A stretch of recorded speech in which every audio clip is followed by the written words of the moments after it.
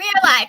Hello, my lovely friends. It is Margaret, and I have these lovely people with me because today we are celebrating, drumroll please, my 3rd year on BookTube. So my first video, I don't remember when I first went and figured it out. My first video was posted October 17th of 2017, and so this is my 3rd year. We have some fun stuff planned. We have 2 questions, unless you want to add some in the chat. I tweeted you 3. So we made it to 3 or 4, including what Brianna and Christine are going to be asking me. But I'm also going to be we're all going to be doing the BookTube birthday tag, even though I don't know when y'all's birthdays are, but I am extending the birthdayness to you. So it is all of our birthdays in this moment.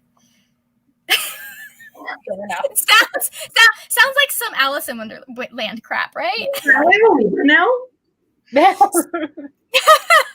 So anyways, first hour is just going to be us talking, hanging out, having fun. And then the second hour starting at 9, maybe earlier if the talking doesn't, we get through all of that quickly, we're going to start doing some reading sprints. So ladies, would you like to introduce yourselves and your channels? Sure. I'm Brianna. I'm from Coffee Books and Bullet Journals. You've seen me on this channel multiple times. So I talk about a multitude of different kinds of books. I'm an omnivore reader, but I'm leaning heavily into, bear with me, the fantasy and the smut lately. Oh yeah. I don't know why. Nice. All right. And Christine, do you want to tell them a little bit about your channel? Yeah, I also, if you're on this channel ever, you probably see me because I think I'm on any live that doesn't have to do with demigods or TV shows. So I only did one about TV shows. So literally I'm on all the other ones. I'm Christine from the other Christine that reads. I'm their resident Canadian consultant. And yeah, an African history. I read. I'm also like Brianna. I read a little bit of, an African and just history. I and the I read a little bit of everything. Oh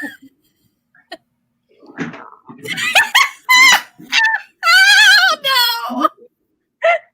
Where's Bucky? She's lost Bucky. I love Bucky. I only have the oppressed one. Where's the liberated Bucky?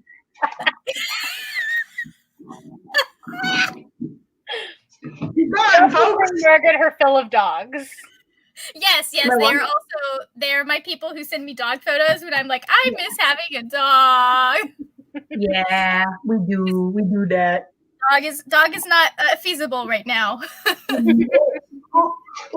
Oh wait, I'm going the wrong way.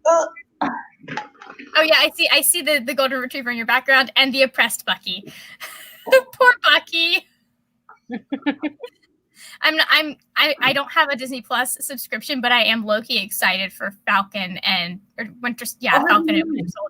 How do you not have a Disney Plus subscription? I'll just give you mine. Right? Give me mine.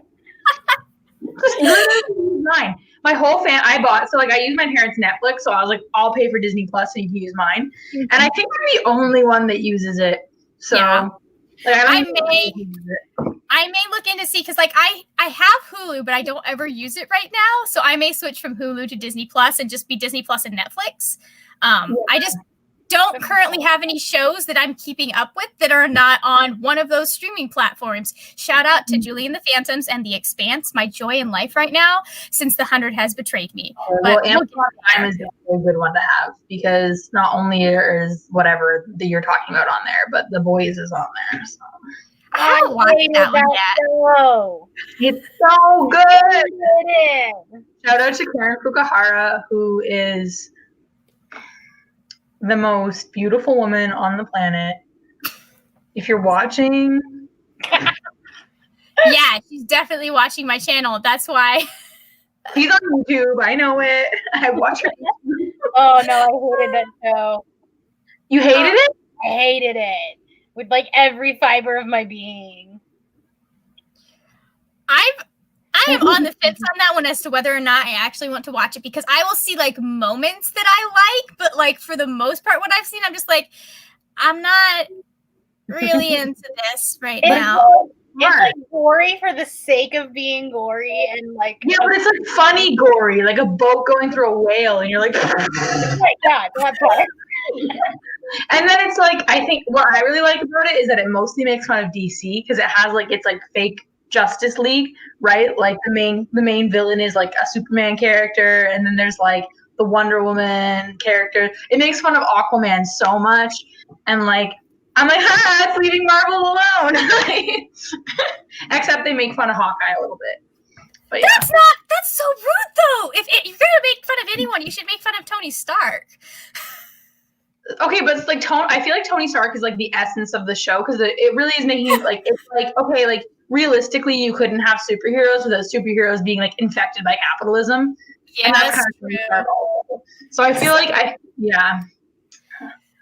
but it really does make fun of the Justice League in ways that I like. Like the Batman character is called Black Noir. Like, come on. Come on. He doesn't talk ever. You're not convincing me to watch this show. Yeah, it's so funny. I really don't think you'll like it. I really don't.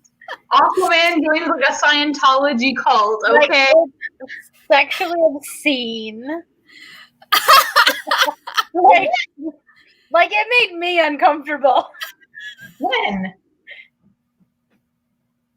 Oh, the breastfeeding thing. Yes! Yeah, well, that's just part of it. I think I will stick to The Expanse. No!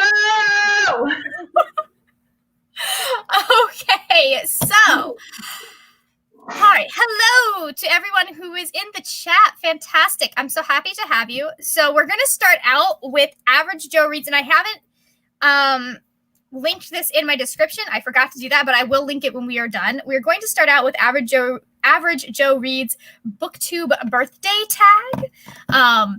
So we are extending the birthdayness to both Christine and Brianna. It is their birthday today as well, although I don't know when they actually started their channels. The day after my IRL birthday. Wait, yesterday was after. Oh, your channel you started after. I was like, wait, yesterday was your birthday and you didn't tell me? No. I'm a Gemini, obviously. Everything about me. Oh, is that what a Gemini is? Okay, that makes so much sense. Yes.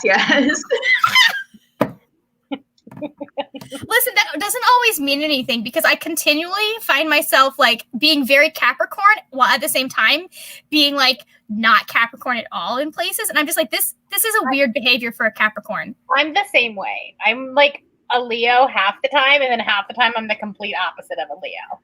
I blame it on the Aries rising. Geminis have two personalities, so it just kind of makes covered. Wait, no, it's an Aries. I have an Aries moon, which apparently is where I get my wild and crazy side from. So you're who? You have a wild and crazy side? Wait, what? You guys haven't spent any time in person with me. Actually. You saw me in a very different situation where like the Capricorn was on display. You haven't seen me at midnight when I haven't had enough sleep. Okay, wait, I can't wait till Nano now. Okay. We'll rephrase that. My Aries is where I get the let's just throw out all the rules part of me. Yes, that's how all Aries behave all the time. Yeah. The rules are there for a reason, and that's the Capricorn. You also should know when to break them. Interesting. Yes, you haven't watched my latest writing video because I call myself out on it. Oh, I'm sorry. I've been dealing with American banks all week, and do you know that I have to? And this is disgusting. Read the Patriot Act at my job. The Patriot Act. What kind of country do you live in? To help the U.S. government fight terrorism. I have to say nothing. What do you think I am? We only fight terrorism if it's brown here, so.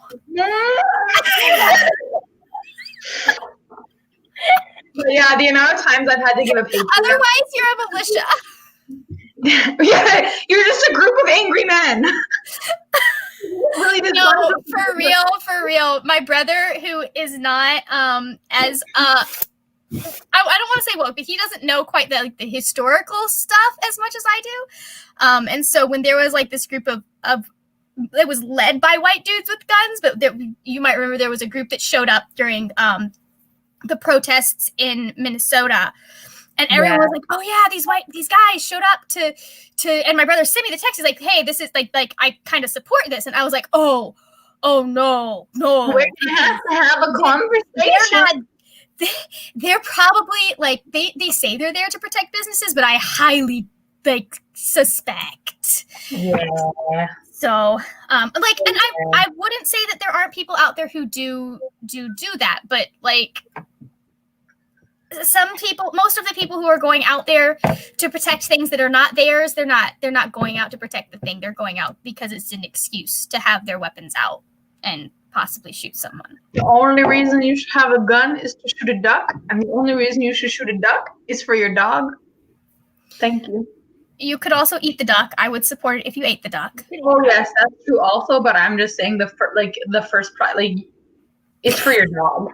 You eat the duck because your dog retrieved the duck, and the first priority in all our lives should be golden retrievers. Thank you. Unless you're allergic.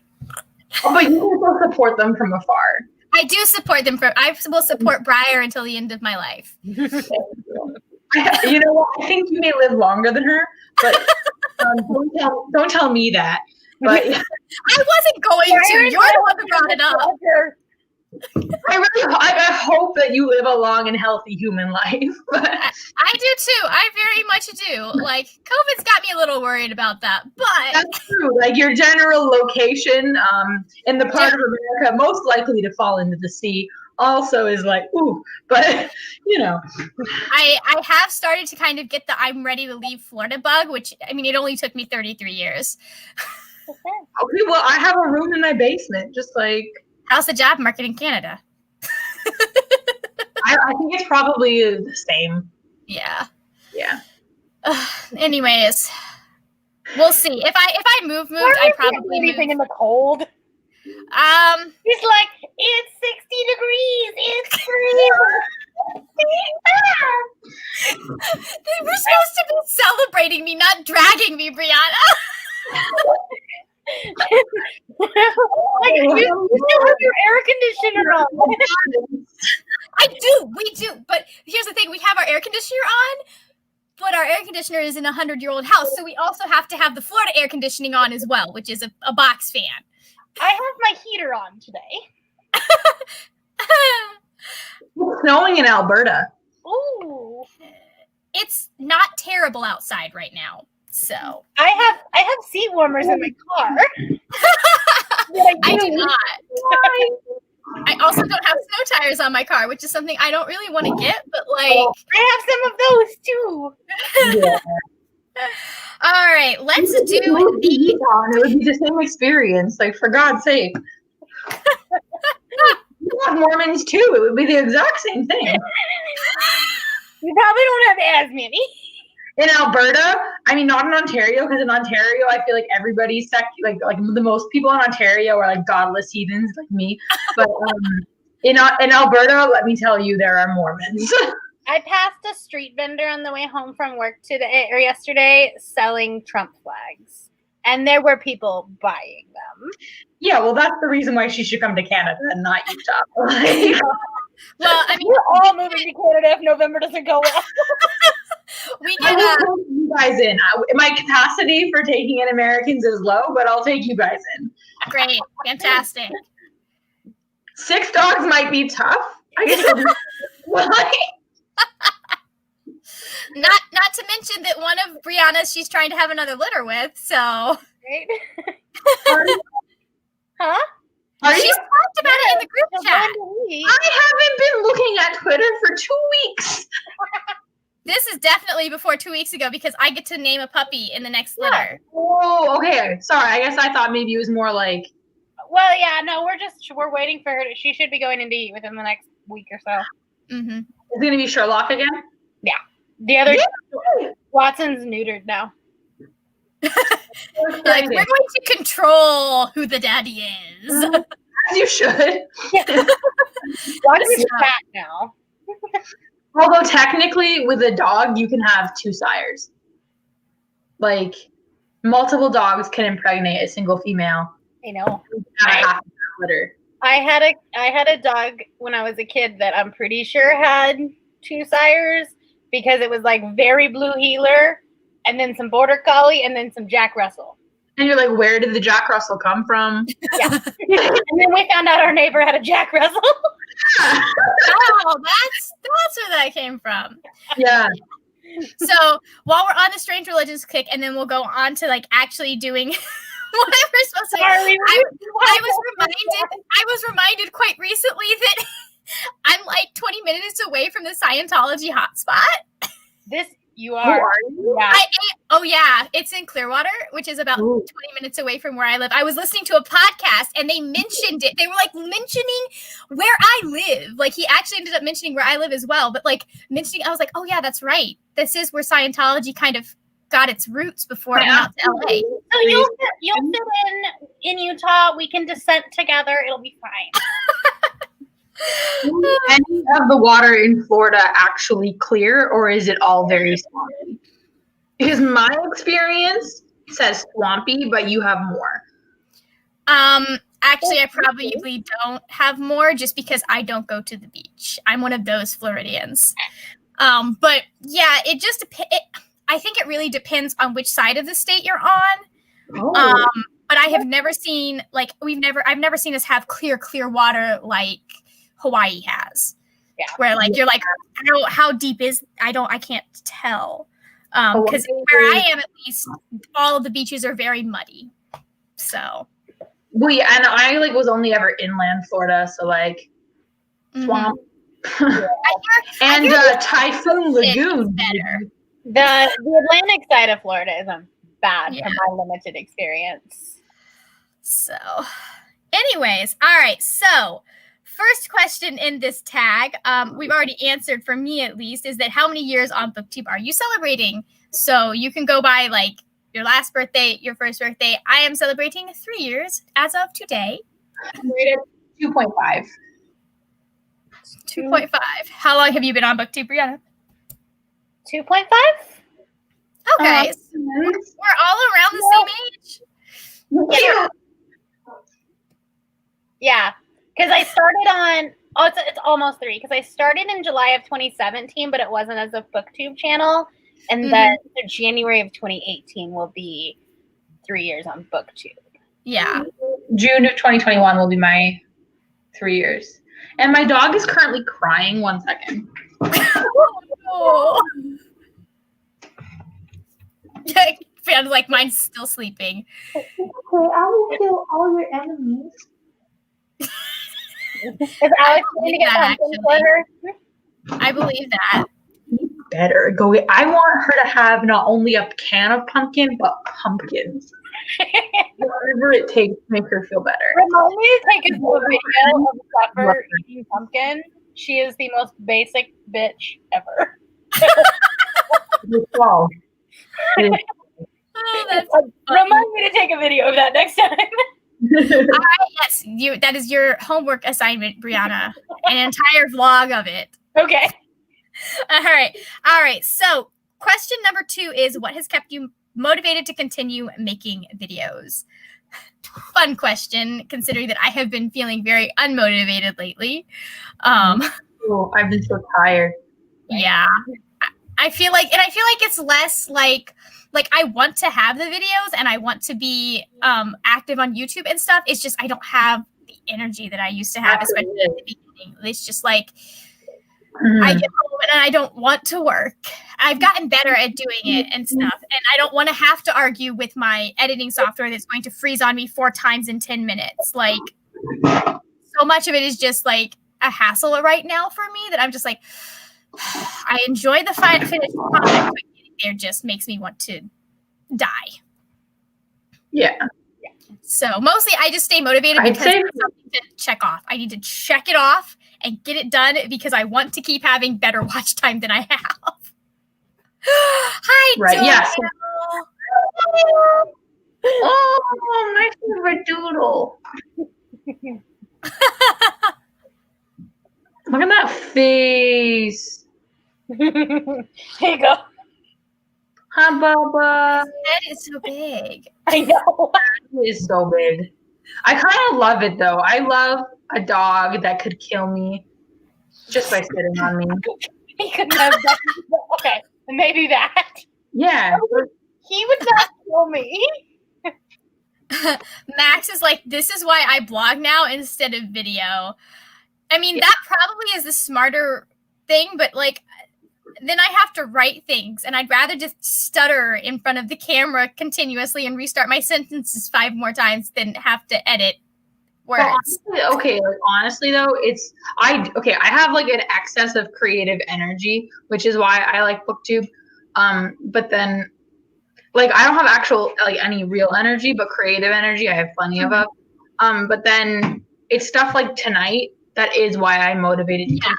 I love being part of the community because honestly, everywhere else you go, you read like one book and they're like, "Wow, you read a book? I haven't read a book since high school. I'm just so busy." And I'm like, "No, you're just so illiterate." And like, honestly, like it's so nice being here where everybody reads. Right. And I just love everybody. No, like when you like people will be like, "Oh, what's a good book that that you've been reading?" And like you can spout out like 5, and they're like, "Cool, I read Harry Potter." And well, like, everyone. Don't flex that. Yeah. Harry Potter is so last century. That was a 90s thing. We're into better things now. So 90s. Nazis, it is a product of the 20th century.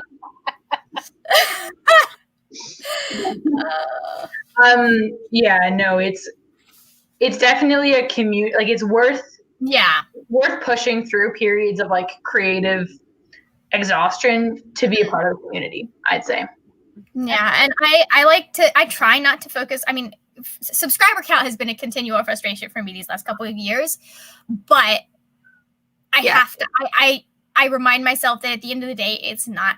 I mean, it is about subscribers if you're thinking it from a YouTube standpoint, but for me, like, I like the people I'm interacting with, and so for me, it's like that's also part of my motivation is just knowing that like there are cool people that I'm getting to hang out with and watch. Maybe I only have a handful of people watching my videos, but they're people who I enjoy talking with, and I enjoy interacting with, and so like there are a lot of levels to BookTube, and I enjoy it. And I enjoy that part. Active subscribers are so much better than having a sub count. But then, like, nobody comments on your videos. Nobody watches your like. That's almost more demoralizing. Listen, I wouldn't mind so much if no one was commenting if I had the watch time.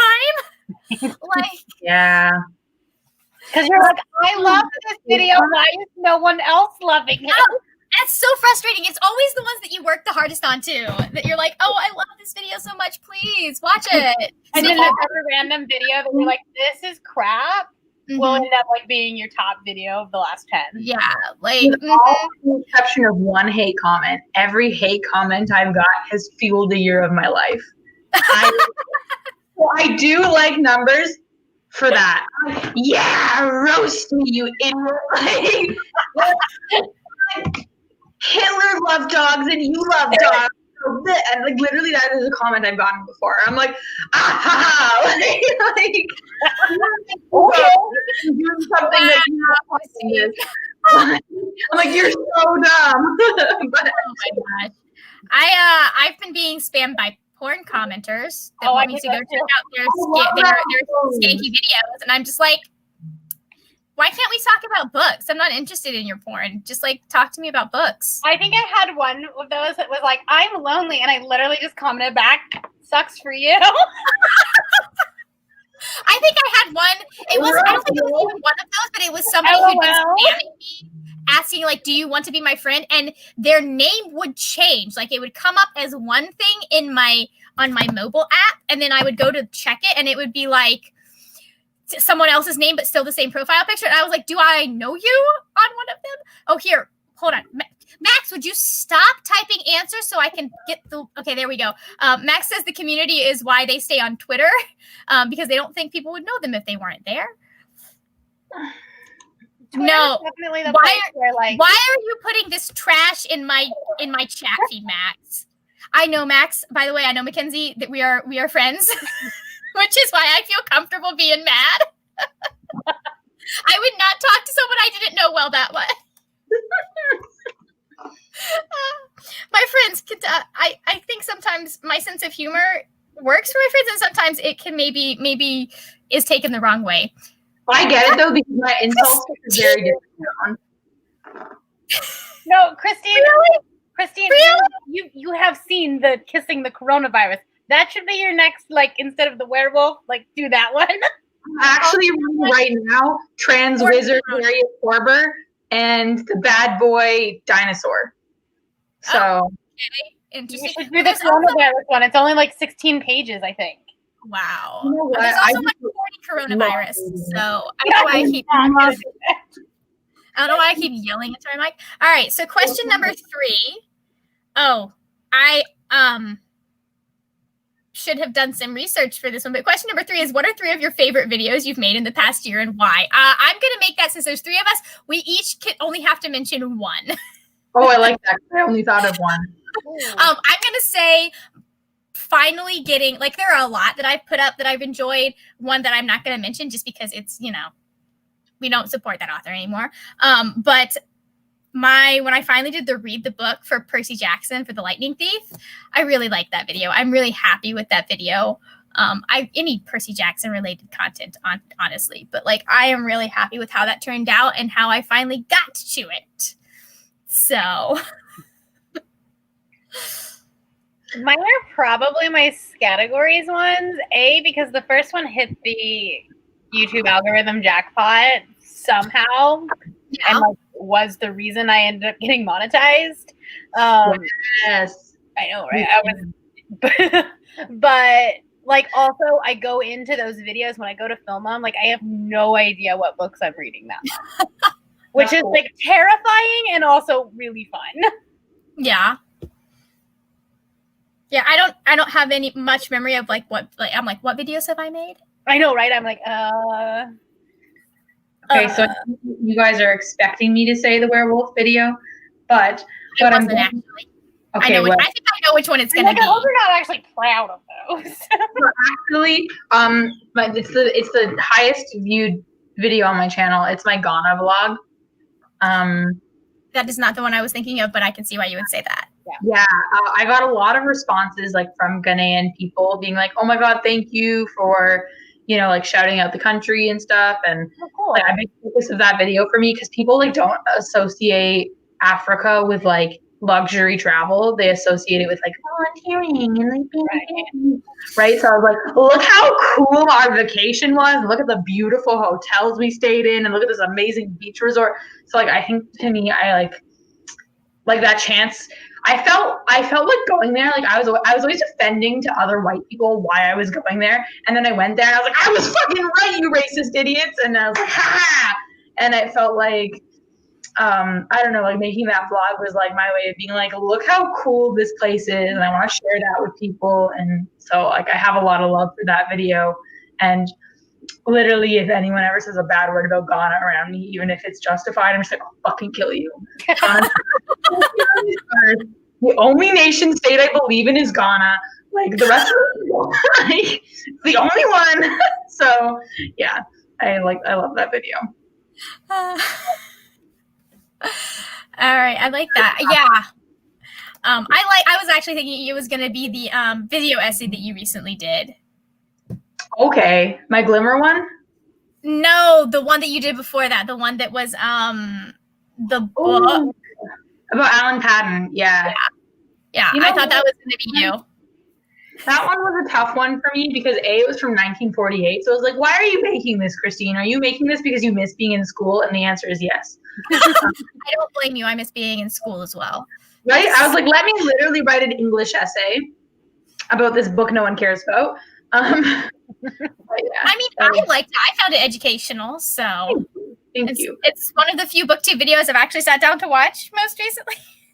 Same. I've been really bad about watching BookTube. Like, even the people that I'm like diehard fan of, I'm just like, I don't have the emotional capacity to even like play on this right now.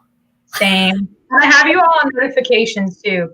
I've been like playing in the background, but like I have not paid attention to, like, I haven't commented on most videos or anything like that. You guys need to click in your titles like important life update. I'm sick and dying, and I'll be like, oh no, and then be like, I'll just DM you on Twitter if something like that happens.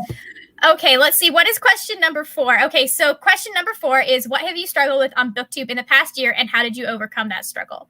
I would say I'm still in the process of overcoming, but just feeling like, I know I just said it's not about subscribers, but on YouTube, there is still this kind of push to rate you or to value you by your subscriber count, by your watch time and all of that. And I don't have great on either of those.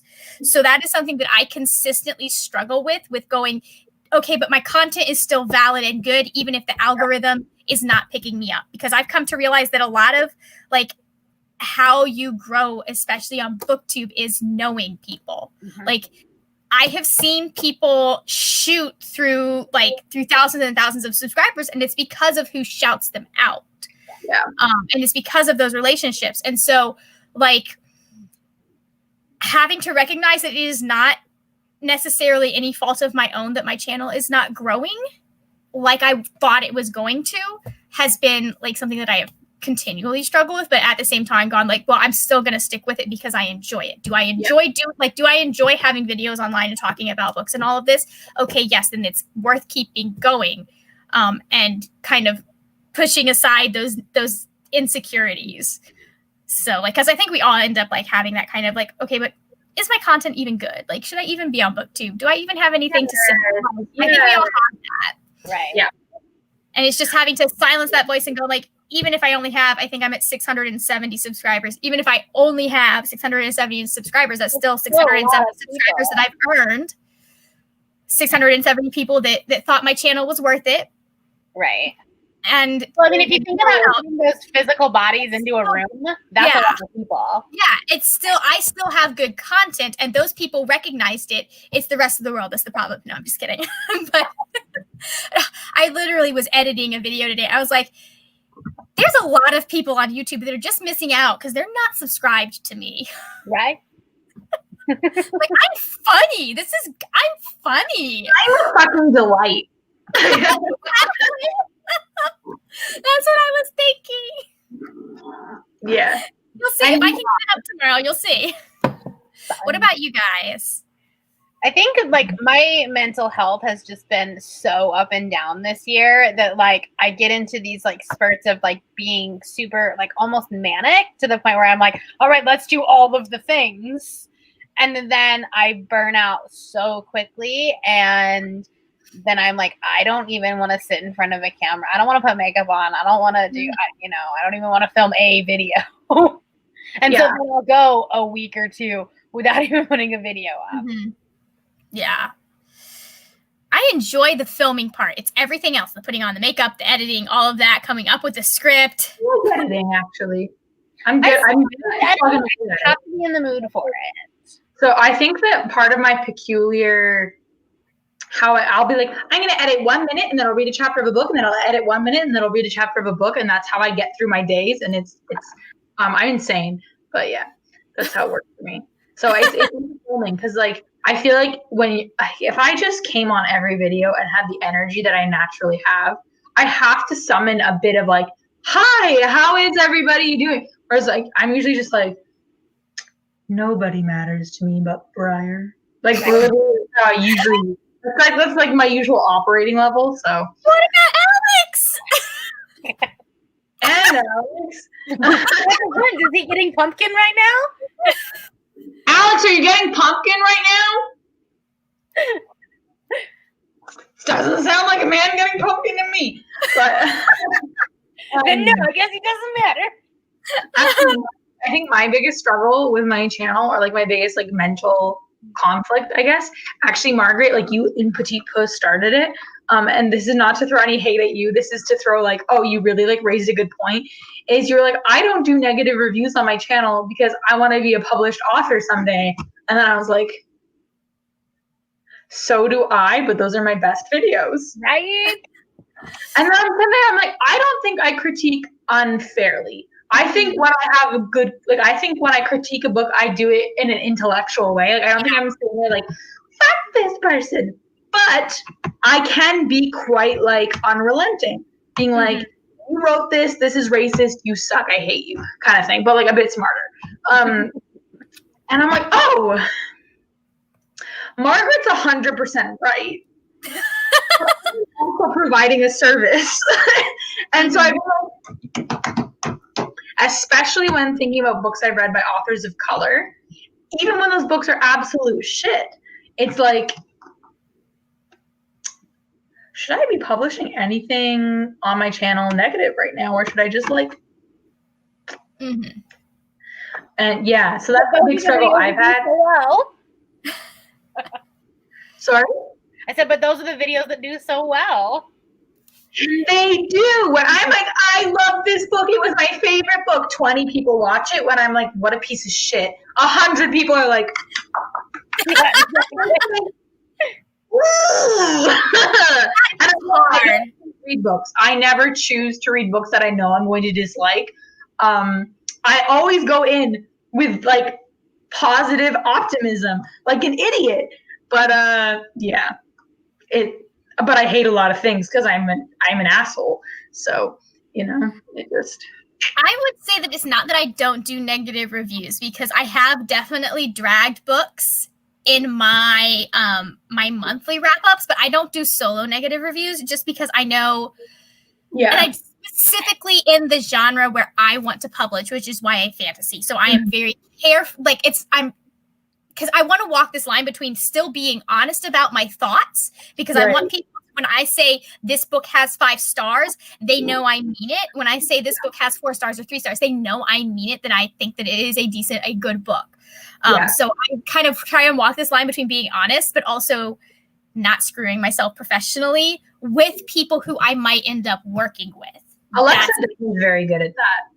Yeah, Alexa Dunn, I love her. This was a 3 stars or 2 stars, and here's why. Right. Without being like garbage, which is more me.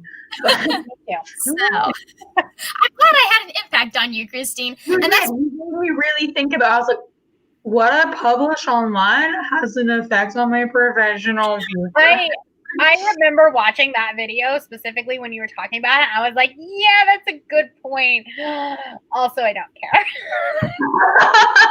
And that's a perfectly valid response. You just have to, I like to make sure that people are aware that this is something that could happen. Like, if you still want to take that risk, go for it. But I really should probably watch a lot of Alexa.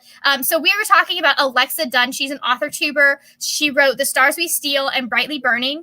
I love her as a person. I have met her in person, and she is just absolutely lovely. But she has fantastic writing videos. So if you are a writer and you are looking for someone who is published and knows what she's talking about, like, she does a lot about the business of writing, and she's very transparent. So, all right. Well, I guess I just have to give a shout out to Glimmer for Christine and Max, even though I have not watched the show yet. I'm working on my Glimmer tattoo on October 25th, and I'm so excited. Oh yeah, and that's how you spell Alexa's name, by the way, if you want to look her up. Yes, I love it.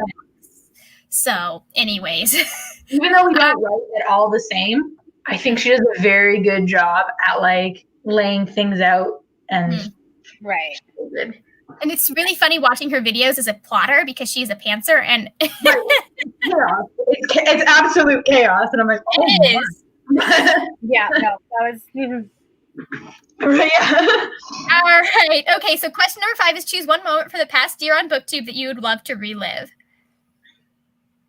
The last year is 2020, and I don't want to do anything backwards in this year. Let's say a moment from 2019 that I would love to relive. I would say definitely BookCon. I would love to relive BookCon just because of the people that I got to meet, and I got to hang out with so many people, and it was fun being able to see people IRL. Actually, I would even say maybe BookNet Fest, because I get to hang out with so many more people at BookNet Fest because I know more of them, and it's just a more conducive event to sitting down and talking with people and hanging out with them.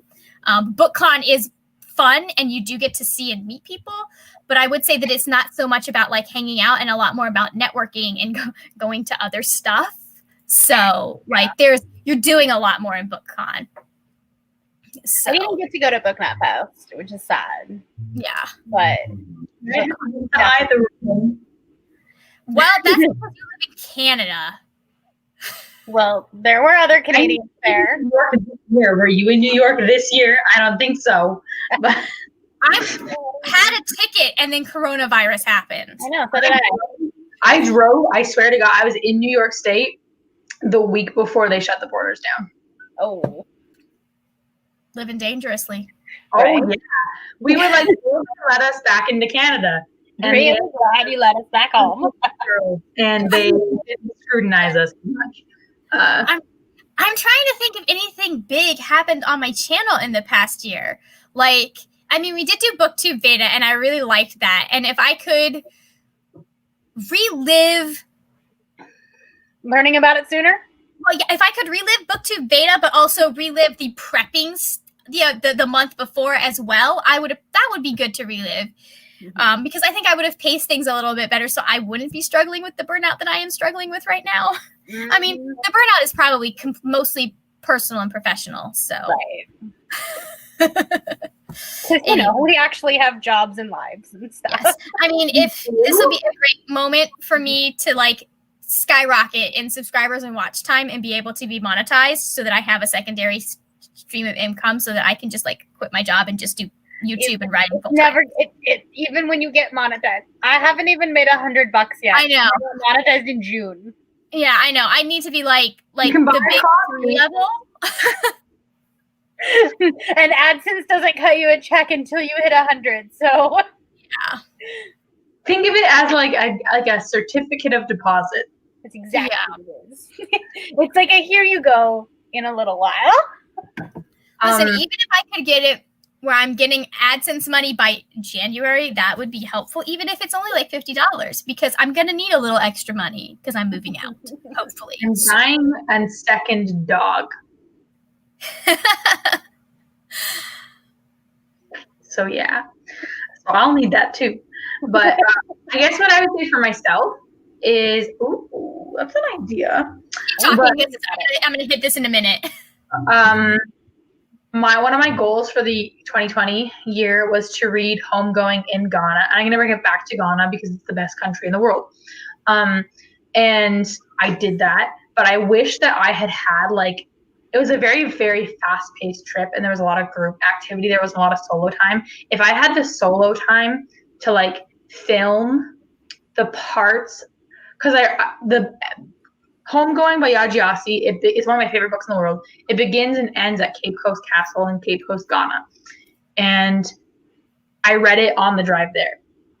And if I had had the time to film better that part, I think I could have made a really cool video about the book, mm-hmm. and about the significance of the castle. But then also I was there crying because it's a very upsetting place to be. It's a slave fortress. So I'm like, wow, I wish I could have done more intellectual stuff. So I wish I could go back to that. I just wish I could go back to that was before COVID. I was in Ghana. Everything was great, but I was still in school, so people were telling me my worth in numerical grades. It was awesome. But yeah, no. I think if I could go back to any part of this year in BookTube, that's what I'd do. Yeah. So here's my question. I don't know that I have enough people that follow me that a Patreon would be beneficial at this point, because I thought about doing that or doing a coffee account or something. And I may do that, especially once my brother and I start our podcasts. Just because, podcasts can be expensive, and it might be nice to have at least a little bit of money to kind of. I'm going to start an OnlyFans. Show my tits. I think you can sell feet pictures. I could. I mean, listen, I got some weird looking feet. I'm sure there's somebody that would like to look at mine that are weird and aren't like. So because of the eczema, I have places on my feet, because that's where one of the places where the eczema was the worst and I struggle with it the most. I have places on my feet where I have 0 melanin. Like, you can see, you have melanin white, and then there is pale as paper. Well, you also are always walking around in 4-inch heels. That doesn't affect your skin, though, and I am not. Well, only it like affects the shape of your foot. Oh yeah, no, my feet are a normal shape, ma'am. Look at this. This is a normal shaped foot. I'm pretty sure the first thing I ever said to you in real life is, "How are you walking around New York in those?" I'm 5 foot. That's my choice. That's my only choice. I don't know. I like the way they make me feel. They make me feel like I could kill a man. So, especially stilettos. You could kill a man regardless. I mean, there are less painful ways to do that. I don't see, I'm so used to it. I don't find it painful. Like, I used to be able to run. If you give me the right heels, I can run in them. And I mean, the heels that I would run in were like that tall. Like, I have boots that have a little bit of a heel that I wear for work, but it's like a thick heel. And that's the only thing I can do without pain. The only reason I wear heeled shoes is because I like the noise they make. Oh, that's it. That is nice. You know, click, click, click, click, click. You mean business when you walk across the floor with that. I could be on America's Next Top Model because I'm making clicking noises. Yep. I mean, it just reminds me of Olivia Pope from Scandal when you like walk and she's a badass. So. All right, we're going to keep going with these questions. Okay, so number 6 is shout out a huge supporter of your channel. Well, 2 of them are on my channel right now.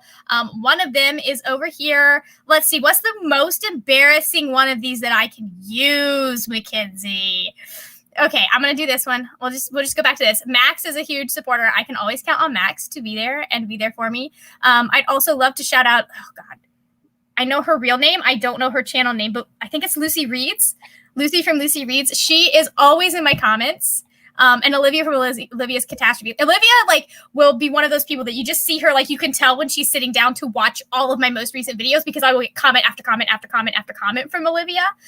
So I want to shout out them because they are awesome. Let me see. Is there anyone else I'm missing? Doyle. There probably is. Yes, Doyle. Oh, Kara from Wild Book Garden. Kenzie and Kier, who you haven't seen in a while. Just because things have been crazy with Demigods Anonymous, but I love them and I talk to them on a semi-regular basis. So I have a lot of people that I'm really grateful that y'all watch, that y'all think that it's what I have to say is interesting, because I think it's interesting, but not everything that I think is interesting to a lot of people. It's like my brother with physics. It's interesting. Is it? But not to me. Is it? I mean, facts, okay, we get it. I feel like if I understood it more, I would be more interested, but I don't have any interest in understanding it more. History, that's all I have to say. I love history. I should have been a historian. Yes, you be a historian. I'm probably that's going to be half of our podcast that we're doing is me going into the history of some of these things. Oh, I'm going to you're coming back down, Max. Okay, so do you guys have anyone that you want to shout out? Yeah. You are welcome to. Brianna, no pressure if you don't. I do. Go for it. You can go first. Okay, so on BookTube, somebody that I met through BookTube, obviously the both of you I am very close with and love very dearly, but then who is not here tonight, a friend of mine that I met through BookTube and have gone to visit in real life, and I would literally kill for, is Sarah from Sarah the Dreamer. I think I talk to Sarah every single day of my life. So there you go, Max. And Sarah is just wonderful. And if you're not subscribed to her, do it because she's an absolute delight. And she is. I've been in chats with her while we teased you about books. Yeah. Sarah is one of the most like passionate, lovely people in the world. So definitely subscribe to Sarah. And then from like not a member of BookTube, but somebody who supports my channel, like a diehard fan, is my partner Alex, his best friend Mitchell, who's become a good friend of mine and who, before COVID ruined everything, would have been the best man at our wedding. Mitchell comments on every video of mine, I think like 3.5 seconds after they post. He's just been a wonderful support and will literally like send me like screen recordings of my own videos and be like, I love this part. And I'm like, that's so cute. Yeah, I love it. And he definitely like will like buy a book on my recommendation, which I feel is like good. And then he started a book club. Like he actually started a book club so we could all read together. So that's so cute. Yeah.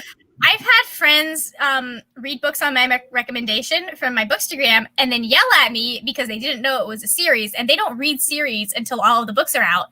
And I'm like, ma'am, you should have done your research. Don't blame me just because you picked up the book because you thought it was pretty. Like, you could have asked me. She now knows to ask me, like, is this part of a series? Is it finished? There you go. All right, Brianna, do you have anybody you want to shout out? Trying to like no now that I'm thinking about it, like all blank.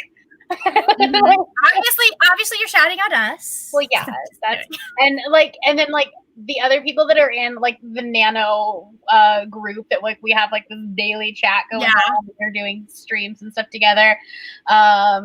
Kaylee from the Dog-Eared page was probably like one of my first BookTube friends that I met. Like we haven't actually met in real life, but like on top of books, we also we like opposing football teams in the same division. So I know. So we're like, good hope. I hope your quarterback dies. But then we also have like the shared hatred for the other teams in the division, so it's fine. So yeah, that's fun. Yeah, like every Sunday we're like, good luck, sort of. I haven't been that way since I got out of the college football scene, which was like 3 years of my life because I lived in Gainesville, which is, if you don't know, that's where the University of Florida is. That's where the Gators are. And if you are in Gainesville, you are a Gators fan. Right. Basically. Yeah, you know what? I've never been this way ever because Canada. Because if it's not hockey, nobody cares. Well, listen.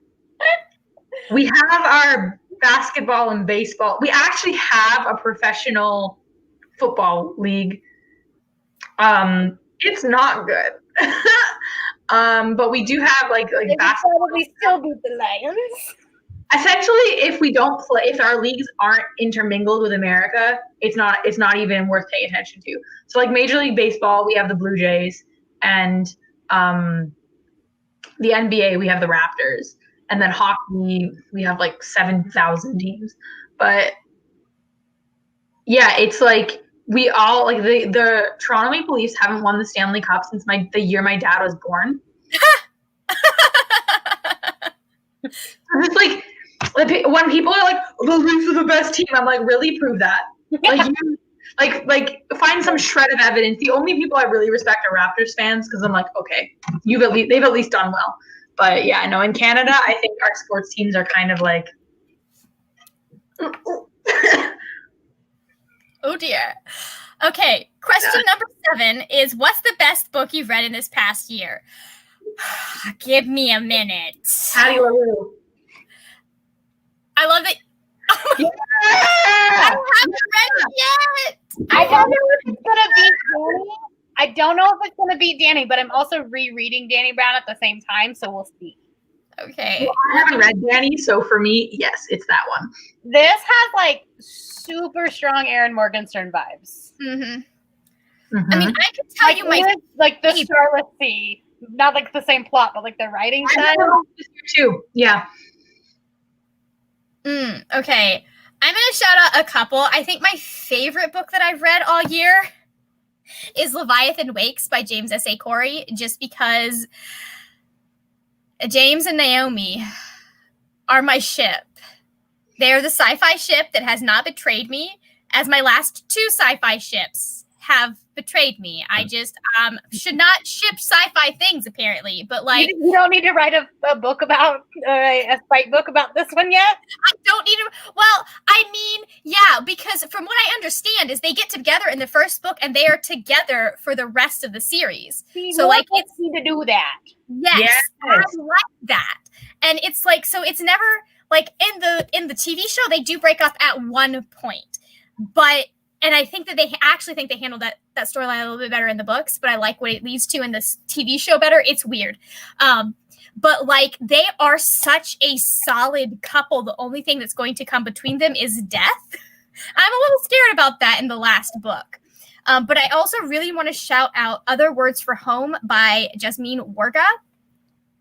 This is the first book in verse that has gotten 5 stars from me, because like, I struggle, like I like books in verse, but I struggle with them a little bit because I've learned I should not listen to them. I should read them. Although I did listen to this one, and it just, like, the way she wrote this book, it didn't matter that it was in verse. Like, I wasn't sitting there trying to figure out what was going on or like any of that. Like, I wasn't trying to think about the verse. I was so caught up in the story and what was going on and the emotions that I almost cried, number one, which never happens.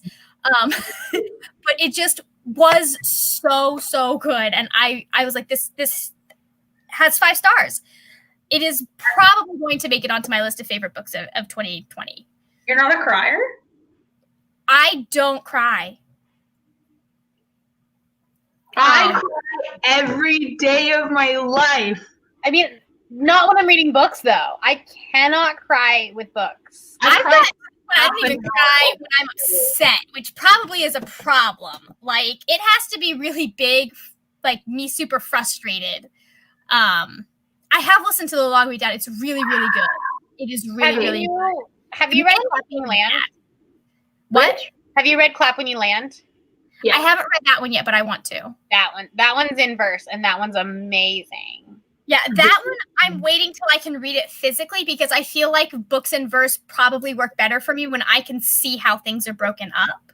The one thing I would say with the audiobook, though, is that it's dual cast, because it's dual perspective, and they do a very good job of, like, because it is like written by a Dominican American woman, of like bringing that tone to it, which my brain doesn't. Listening and reading it at the same time is the perfect way to go. That's what I want to do. I actually want to go back with the Poet X and do that, because I love the Poet X. Like, it didn't leave me with like that was one that I was like, I think if I read this, it might have gotten 5 stars. So like, it was a good experience. It was a good book. But it was also like kind of a weird feeling at the end. I have read Long Way Down. I really liked it. I saw what he was doing with the ending, but at the same time, it made me mad. I was like, I need more. Right. Mm-hmm. I need just like, I personally prefer things to be tied up a little bit better. And something like Other Words for Home, which is middle grade, not having things tied up as much works for me in middle grade, because I think that's part of middle grade. Middle grade isn't trying to get you, middle grade is more about giving kids a way to like process and to see themselves. And it's not so much about the complete story of a whole person, if that makes sense. At least standalone. Like, it makes more sense to have dangling storylines in a middle grade, like things that aren't wrapped up. Whereas when you get into YA and an adult, I want to kind of see like, this is how all of this is going to go, and this is how the rest of their life is going to go. Right. Like, I like to have some idea of what their future is going to be. All right. Final question that we are actually going to ask is, where do you see your channel in a year's time, and what do you hope to have achieved? Still here. It'll still be here. I hope that in a year's time, I will have finally hit 1,000 subscribers. Same. That's like, I'm getting less and less attached to that number, but I would like to have done that by then. Right. Are you okay, Christine? I got an eyelash in my eye, and then I put my finger on it to like but then I have peppermint oil on my finger. Oh no. Whoops. It's fine. It's fine. I got watered down hair color in my eye a little earlier today. That was fun. That's probably much more dangerous than peppermint oil. Right. Actually, no, probably not.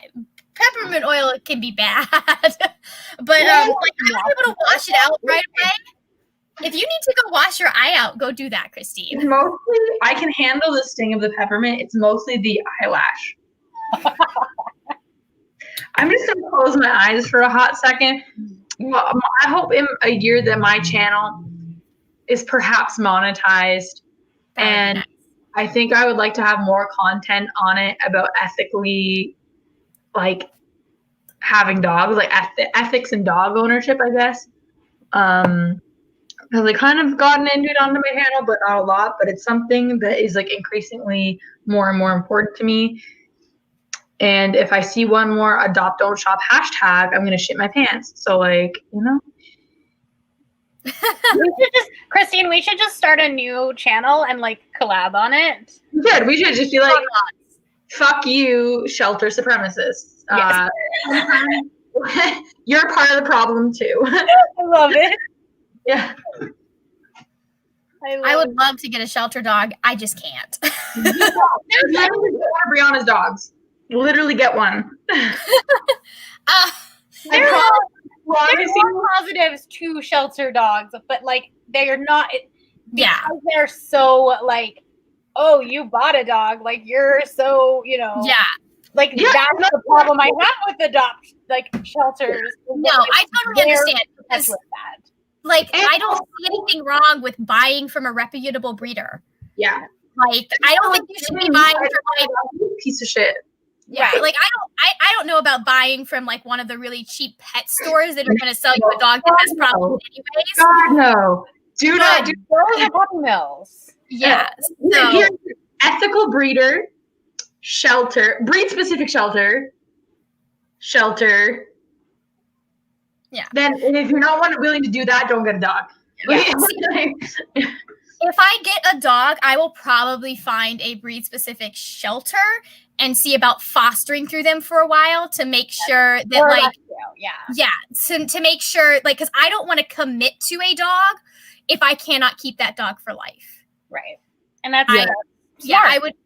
Well, yeah, and I just like I've had situations where people have had to rehome their pets, and I never want to get a dog knowing that that's a possibility. Right. Because like, I understand, like one of my friends, their child developed an allergy to cats, so they had to rehome their cat. Get rid of the kid. But I feel like that's a little bit harder to do. It's a cat, though, Christine. It's fine. But like, if you get a pet, I tell you there's nobody in my life worth getting rid of Briar for. I mean it. I feel if you get a pet, you should be willing to commit to doing everything you can to make that work. And you shouldn't just get it thinking, oh, I can get rid of it. Right. Like, and then another thing for me is like I don't consider Briar a pet, and like I consider her a working dog, and I'm sure that like, you have that with Doyle, right? Where it's not the same thing. Mm-hmm.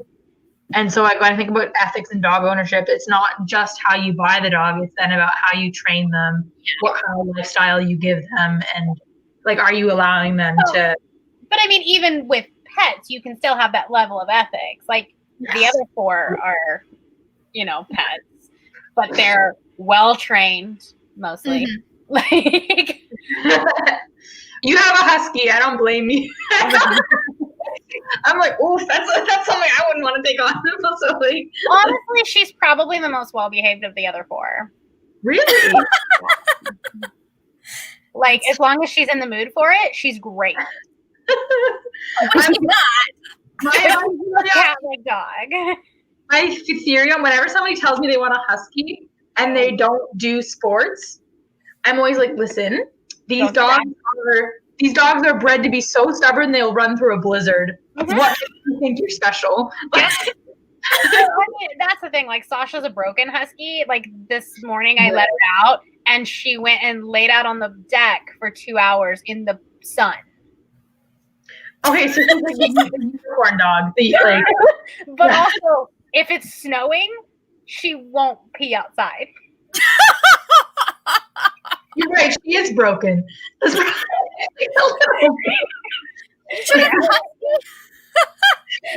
you are a snow dog who doesn't like to get her paws wet. That's amazing. That's why she's good for you, though. She doesn't have that inner hurricane in her soul. All right. No, I'm a schnauzer person. I miss having a schnauzer. She was smart. She was not as well trained as she could have been, but she was, trained enough that we could trust her outside in our yard. Like if we were watching her, we could trust. She knew not to leave our yard. Like we had her trained to know not to do that. Like well trained is up to your standards, right? Like as long as she doesn't pose a threat to other people or herself. Then well trained is up. Like I know some people who would never ever ever let their dogs jump on the bed. That's like a big training no for them. Right. Brian fucking comes into bed and sits on my face. Like she'll lie down on my head in the middle of the night. And I consider her a very well trained dog. Yeah. Right? Okay. Speaking of beds and Susie wasn't allowed on any furniture for the first year of her life, which is how I would probably do it with any dog. And then when she got to about a year old, she was house trained, all of that. I was like, you know what? I'm okay with her being on my bed. Yeah. And so I trained her. I had to train her to get on the bed. And one of the ways that I did is I would say, okay. And she knew that was her, okay. Yep. And then I put her on the bed so that she knew, okay, I can get on the bed. Tried to do that with the couch. She was not having it. Like, my dog was more Capricorn than I am, but she was a Sagittarius. Sagittarius. Yeah, she was born November 2nd. No, Doyle's a Scorpio? Wait, wasn't Doyle born in January? December 5th. Oh, he's a Sagittarius too! Okay. Anyways, yeah, Susie was born November 2nd, which is also my cousin's birthday. But anyways, to the day she died, and she didn't get up in the bed as often after I got back from college, I think partly because it was just too hot. So she would get up in the winter, but not in the summer. She preferred to be on the floor. But to the day she died, if she came in my room, because I usually went to bed before she did, because she'd stay up with my mom, she would wait. If she knew I was awake, she would wait until I told her okay to get on the bed. That's a great example of I know. Face. That's also something where like Susie then had better obedience than Briar. Right. Like she, if I was asleep, she'd just get on the bed. But if she knew I was awake, even if I didn't move, even I'd be like, I don't want to deal with this. I'm just gonna pretend to be asleep, and she would wait, and I'd be like, she would.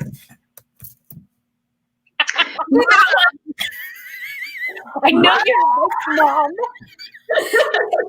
She didn't growl, didn't bark, because she was a very quiet dog for the most part, unless somebody was walking by the house. But she would just sit there, blessed too, waiting. That's so funny. Waiting, and I just like kind of like okay, and she'd be like okay, and get up, and like I mean like she got to the point. I trained her not to be on my pillow when she was on my bed after I learned I was allergic to her, and so she'd be on my pillow when I was asleep, when I was out of the room. But she knew not to would not come for anything. If you said come, Susie would ignore you 90% of the time unless you had a treat in your hand. But like she knew bed etiquette. That's where Briar.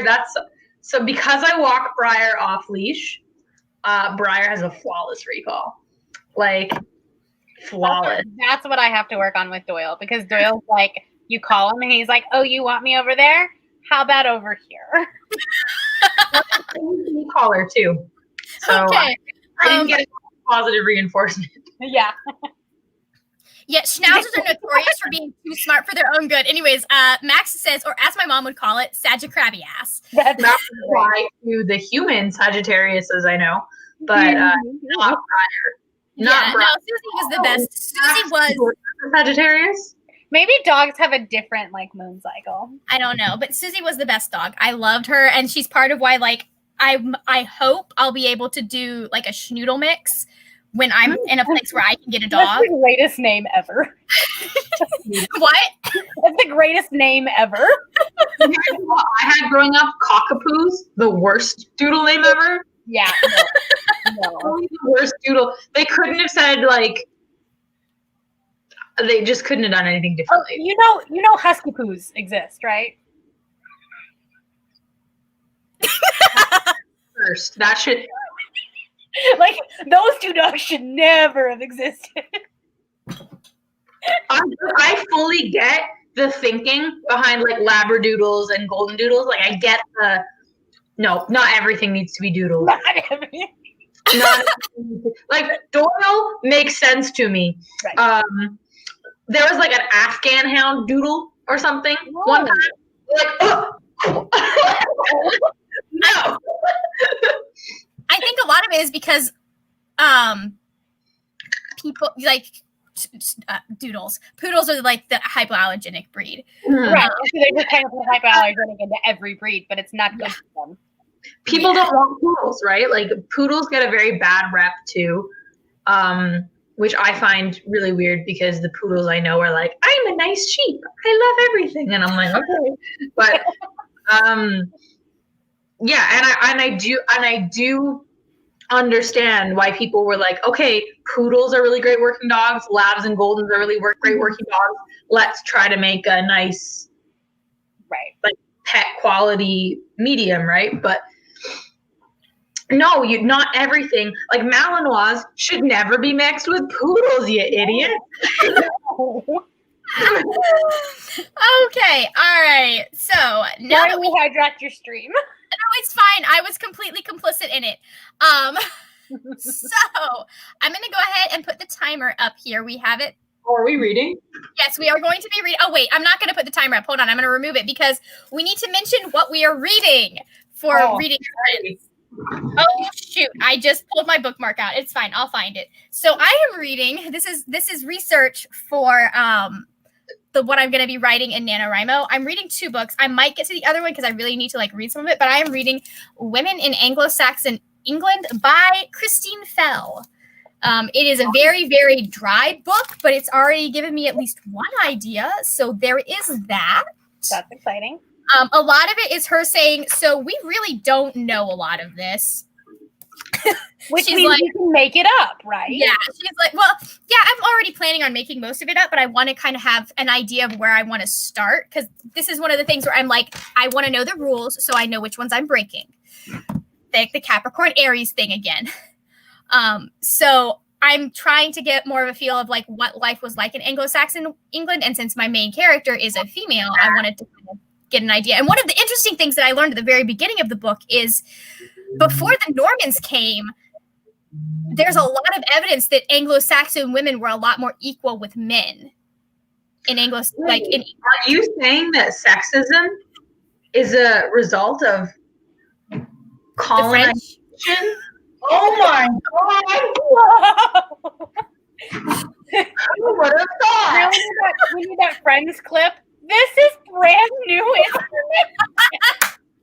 I mean, a lot of this I've been sitting there like we went from this is what we had in the early Anglo-Saxon period to here's how things were doing in the later Anglo-Saxon period, and some of it even like some of the religious stuff was like less. Yeah, no, this development in from this to this is not surprising at all. I am not shocked. So, anyways, it's been interesting. I don't understand like half of it just because it's very, very academic, and she didn't get the memo about writing for the peons like me. So, what are y'all reading? Christine's like, let me show you. Oh. Yeah, I'm only halfway through it. Mm-hmm. You'll have to tell me how much you like it. I'm curious to why you haven't picked it up yet. Because it's brand new and I have less money than I had. Fair. I like it came right as I'm trying to cut down on spending and only spend on the things that I know I'm going to need. Because again, I'm looking at moving out in the next couple of months. That's so right. I may have bought okay, so I may have bought the water stone. I want that so bad. It's so pretty. That's the one with the flowers, right? Yeah. It hasn't gotten here yet. It's not at all V.E. Schwab's aesthetic, but that's the one I want. Right. Anyways, I'm sorry. This one, really. Go ahead. Addie LaRue is God level writing. Anyways. It makes me want to stop writing. It makes me want to stop reading. Right? Like I will never be this good. My good friend Wilder messaged me, and she sent me a link to a book, and she just said, "Please review it." And because I love you, I will. So it's called Trans Wizard Harriet Corber and the Bad Boy Parasaurophilus, which is a dinosaur, an adult romance novel. It sounds like Harry Draco / fic. Oh, it's better. It's Harry Snape. Yeah. All right, this live show is over. I am done with life. The dinosaur's name is Snape. That book once makes you want to stop reading. No, actually, I think I'm giving it 5 stars because it is a literary masterpiece of our time. There's Bellatrix and Draco. They are sentient motorcycles. That's an improvement on Draco. Don't forget Magrid. Oh my god. And Bogwarts. Oh my god. So I think of it because this was published in June. This is just the biggest fuck you to J.K. Rowling ever because like everyone's trans and like it's just defiling Harry Potter left, right, and center. I love it. What it does, it breaks the fourth wall where like Snape is like, yes, we are too early in the story, so I still must be a jerk for the progression of the plot. But just so you know, don't be with a man like this in real life. And the main character is like, what? Okay, that makes me actually want to write a serious novel where the main character is like, yeah, I was screwed up when I was younger. Don't accept this from anyone. Yeah, I don't think the author isn't writing it to be good. Like the author's writing it to just like shitpost. And I'm like, 5 stars. I mean, if anyone deserves that, it's J.K. Rowling. Right. I think the one line that really stuck out to me, I'm going to read it to you. Please remember this is a PG-13 channel. Oh, it's fine. They're not my motorcycles. They're not my girlfriends. Those are my motorcycles.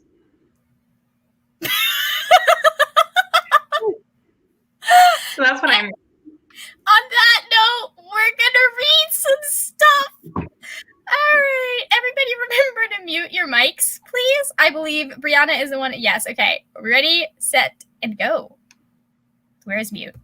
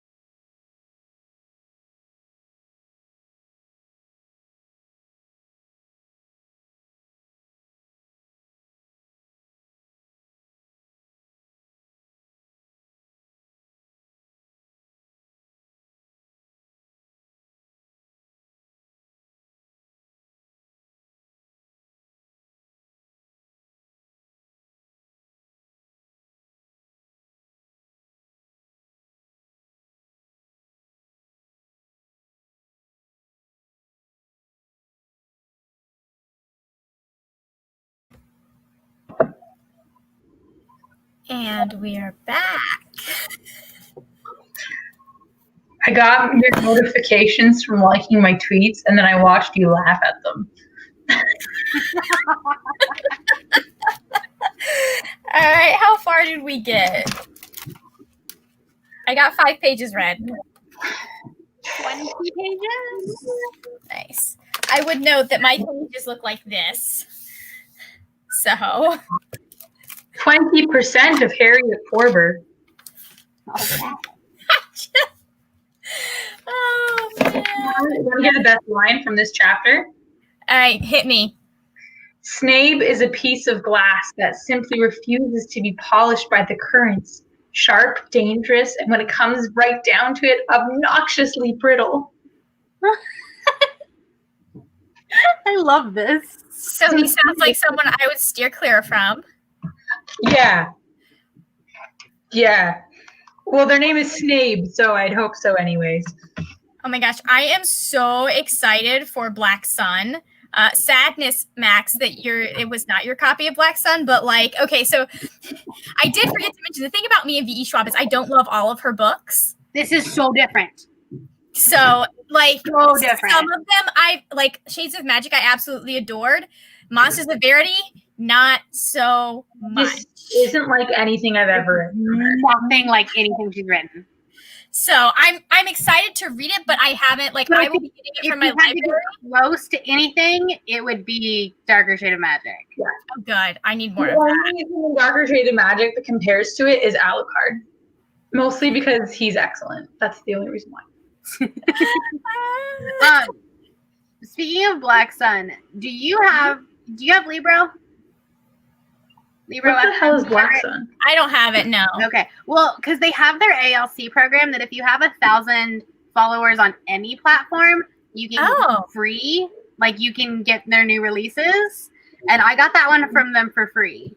Ooh, I have 1,000 followers on Twitter, so I was told it was 1,000 on any platform. So okay, cool. All right.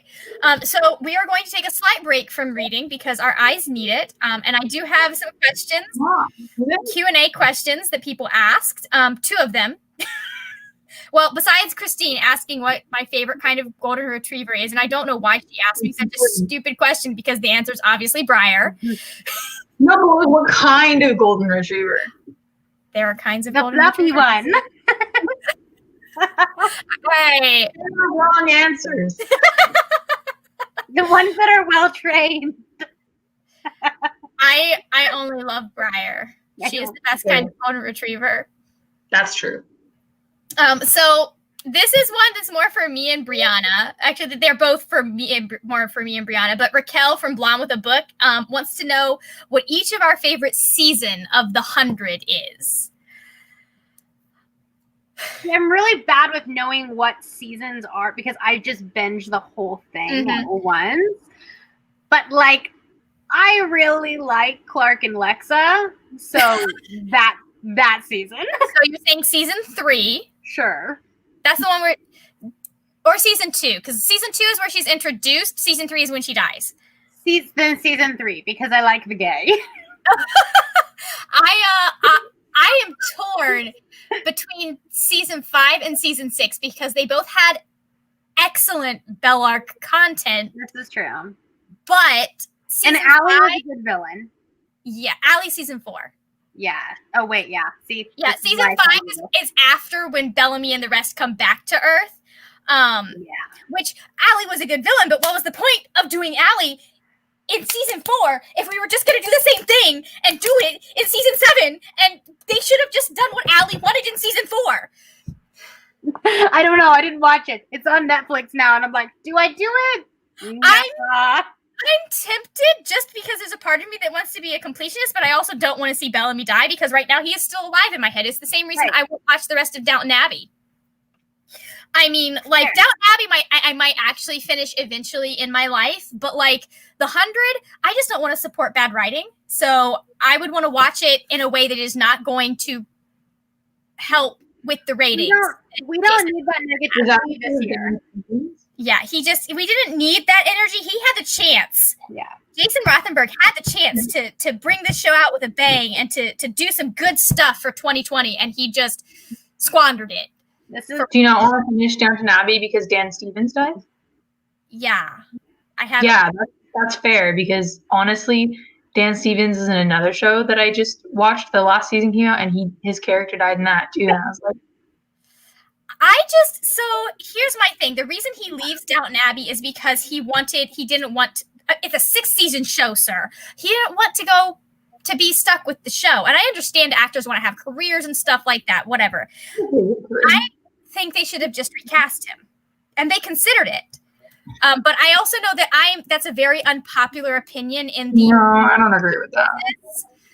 Well, here's my thing. I think we should be less attached to specific actors, except in the realm of Sebastian Stan, who should always play Bucky. I'll say that. I don't like it when characters get recast. I agree. I understand that, and I understand that's part of why we don't do it. But I think that we should. That's my opinion as an actor. Like, we do it in Broadway shows all the time. Well, and I understand like if I watch it with one actor and then I watch it with another actor, it's like, this is weird. So, but I think in situations where, for example, the actor doesn't want to or can't continue to play the part, but they still have storylines for that actor, like they're possibly going to have to recast a character on The Expanse, because the actor is dealing with sexual assault allegations, which he denies. He's like, I support the investigation because I believe everyone should be heard, but I didn't do it. And I'm just like, we'll see. But like in that case, I would say we should just recast him rather than killing off his character. Because I know that character. Also, if the character leaves in disgrace, that's like actor leaves in disgrace. That's a bit different than after 5 seasons you bow out. But then also the thing I would say is that they don't replace him obviously because he's a different character. But Matthew Good then becomes a love interest. And let me tell you. I just wish we were more open to the idea of recasting characters if the actor no longer wants to play them or can no longer play them. I think we should be less married. I was also I love Carrie Fisher, but I would have been okay if they recast Carrie Fisher. I would have been. No. I understand why they did that. I would have been.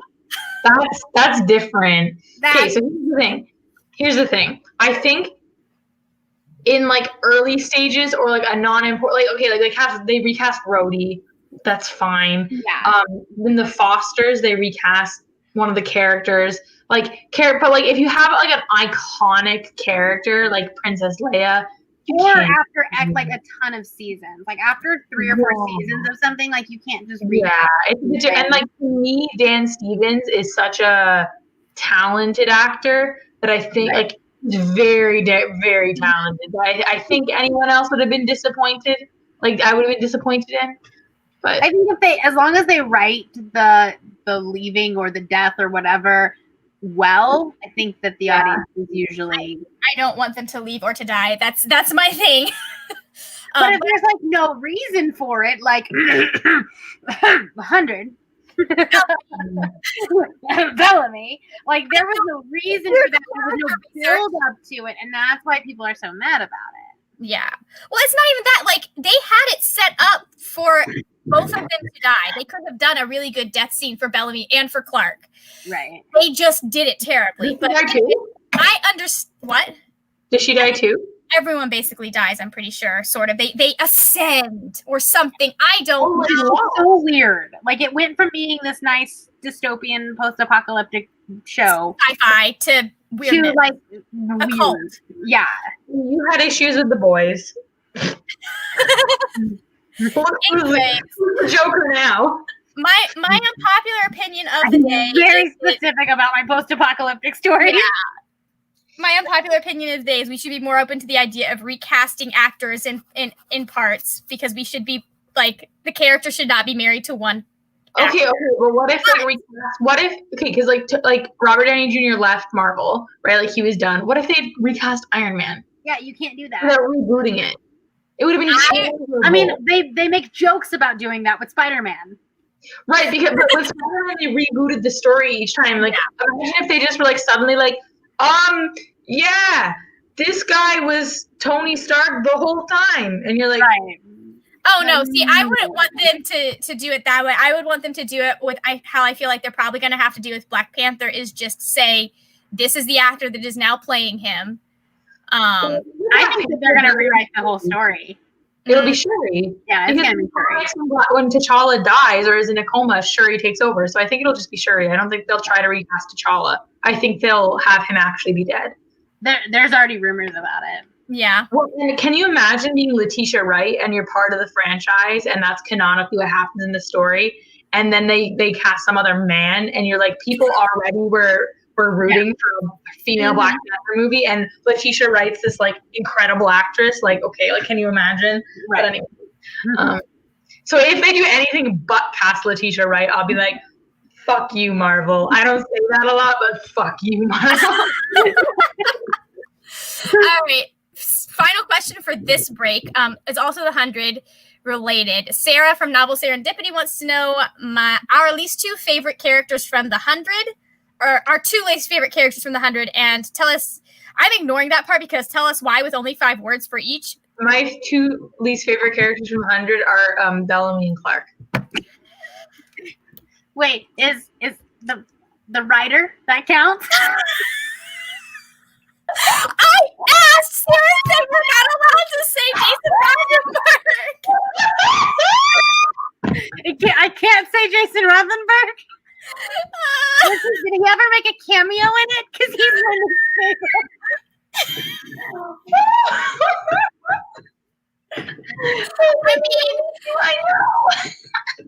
I have to say, at least in season 1, John Murphy was my least favorite character. I was just like, child, grow up. I hate you so much. Stop being. But then by the end of it, like by season 4, probably he's one of my favorites. See, we go back and forth because he'll be selfish and I'll be like, I hate you now, you're selfish. And then he'll do something heroic and I'll be like, okay, I like you now. You're okay. You get to live. Who was the favorite? I feel like there was someone I really, really didn't like. Like it's probably like if I thought about it and like someone told me, oh yeah, that character, I'd be like, oh yeah, obviously, but I cannot think of it. The blonde murder Barbie from season 7, didn't really like her, but like she had reasons to be blonde murder Barbie. Oh, what's his face? Russell. I really just hated Russell. Russell and Josephine. Like I was just like, y'all are so. And I don't like what's his name. I don't like what's his name that killed Lincoln. Oh, Michael Beach's character. Yeah. Yeah. You know what I'm talking about. Yeah, the guy who the first Bellamy and the cult experience. It's not Kane. No, I like Kane. I didn't like Kane at the beginning. It's a short name like that. Oh my, I can't. Hold on, because this is gonna bug me. You're right. Yes, I hated his. He is like the character. He's the epitome of the patriarchy. Yes. He played. Christine is muted. Did you do that? I did not do that. Christine did that. I was like, we're not talking to her anymore? Pike. Charles Pike. Yes, Pike was his name. I liked him in the flashbacks, and then Max in the comments, look at this. Max is like, Margaret, you're an idiot. 3, 4, 5, 6. Like literally all of their problems in season 6 would have been solved if Pike had not been a war-hungry douche nozzle. Yeah. No, war-mongering douche nozzle. Like Clark had it in the bag. They had peace. They were going to work, and he had to brainwash Bellamy and kill all of those grounders. Yep. Yeah. Mm-hmm. Christine, are you okay? Lincoln was probably one of my favorite characters, and so I was just like, I almost stopped watching the show at that point. Yeah. Well, Pike is not actually the reason that Lincoln left. The reason Lincoln or Ricky Whittle left is because of Jason Rothenberg. So, like, all of the ills of this show trace back to it's the really him that I don't like. Christine, are you mocking me? Yeah. Anyways. When is her birthday? Do we want, okay, do you guys, I figure we could do you guys answering questions for a hot minute, or asking me questions, because I know you had a couple, and then one more reading sprint. How does that sound? Do you acknowledge retriever supremacy? No, for life, baby. Oh wow. Okay, goodbye. I will acknowledge golden supremacy. Yes. Oh, interesting. So you don't like other kinds of retrievers? No, it's just the data in the Venn diagram that is Briar and Doyle. That's the center. Golden? Yeah. See, Sherlock is a golden doodle. I thought Sherlock was a poodle. No, he's a doodle. Oh, okay. That makes so much more sense, because when I saw the mom, I was like, that's a purebred poodle. You have two? Yeah, no. So Sherlock is a golden Newfoundland. That's too many. Doyle has every kind of dog in him. He has 4 kinds of dog in him. Nice. Wow. Okay. Actually, that makes so much more sense why he's bigger than her then. Yeah. I was like, why the fuck is he bigger than her? Yeah, he's only 1/4 poodle. But in my mind, he's half poodle, half Saint Bernard, and I'm like, why is he bigger than her? No. He's got a little Newfie in him. That makes so much more sense. And actually, now the mom makes more sense, because I was like, she's got a beautiful coat, but it's not a poodle coat. Yeah. Okay. No, she's the golden. She's a golden doodle, and then she was bred to a poodle to get Sherlock. So he's like, yeah. So he's like F2. Okay, sick. Okay. Oh, Doyle's so big.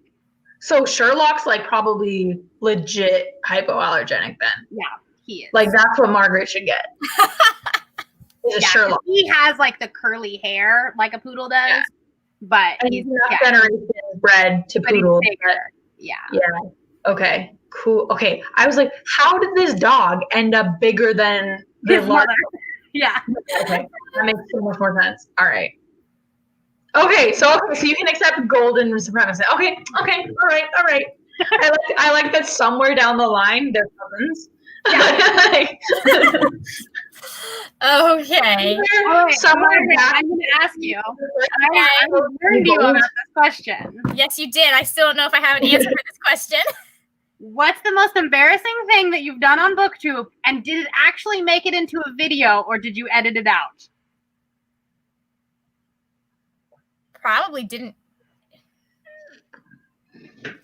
See, I can think of a couple of places where I've forgotten stupid information. I just can't think of them in specifics.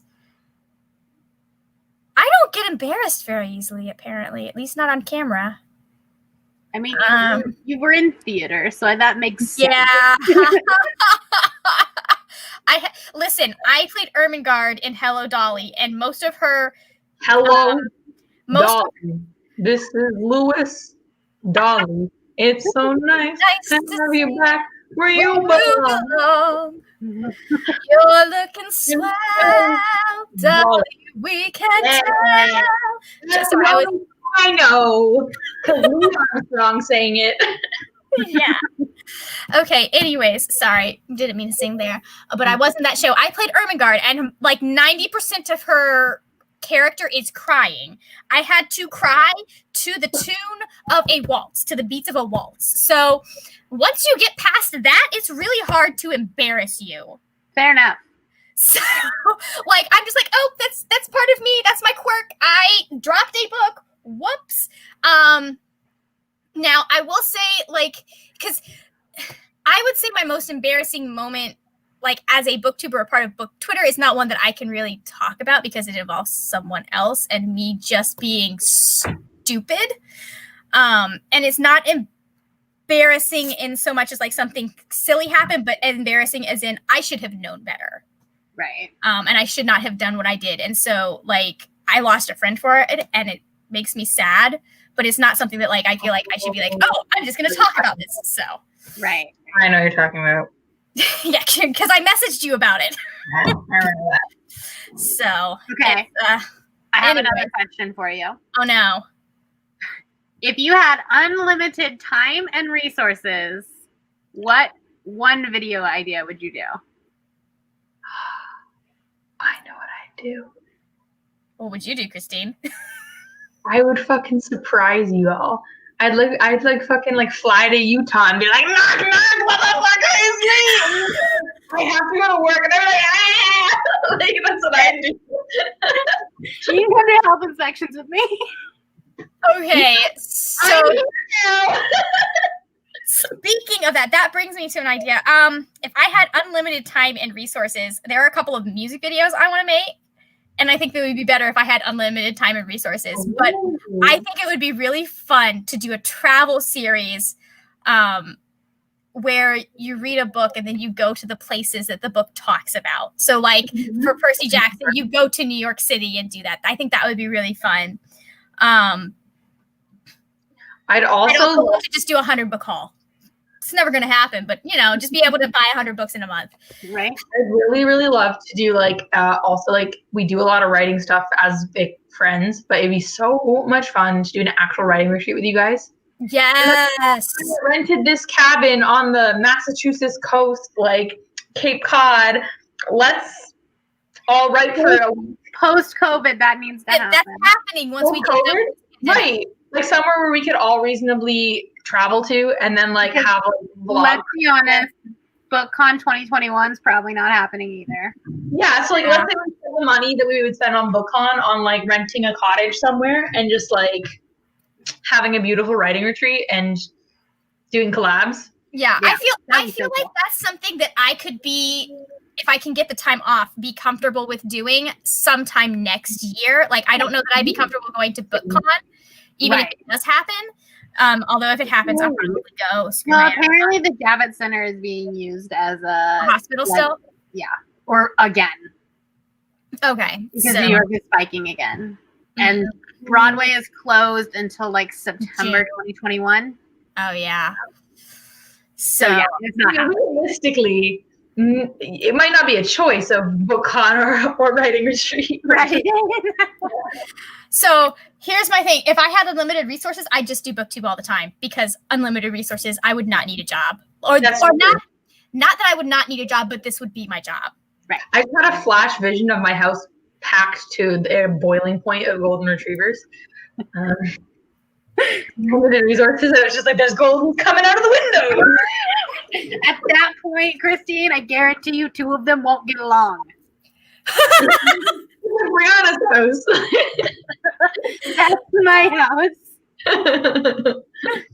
There's someone on TikTok that I follow that has 13 huskies. And I was like, how the heck do you do that? Do they sled? Yeah. Okay, thank God. Thank God. Think about the hair. How do you exercise 13 huskies if they're not pulling sleds? Yeah. All right, so he's 3 times what Briar gets.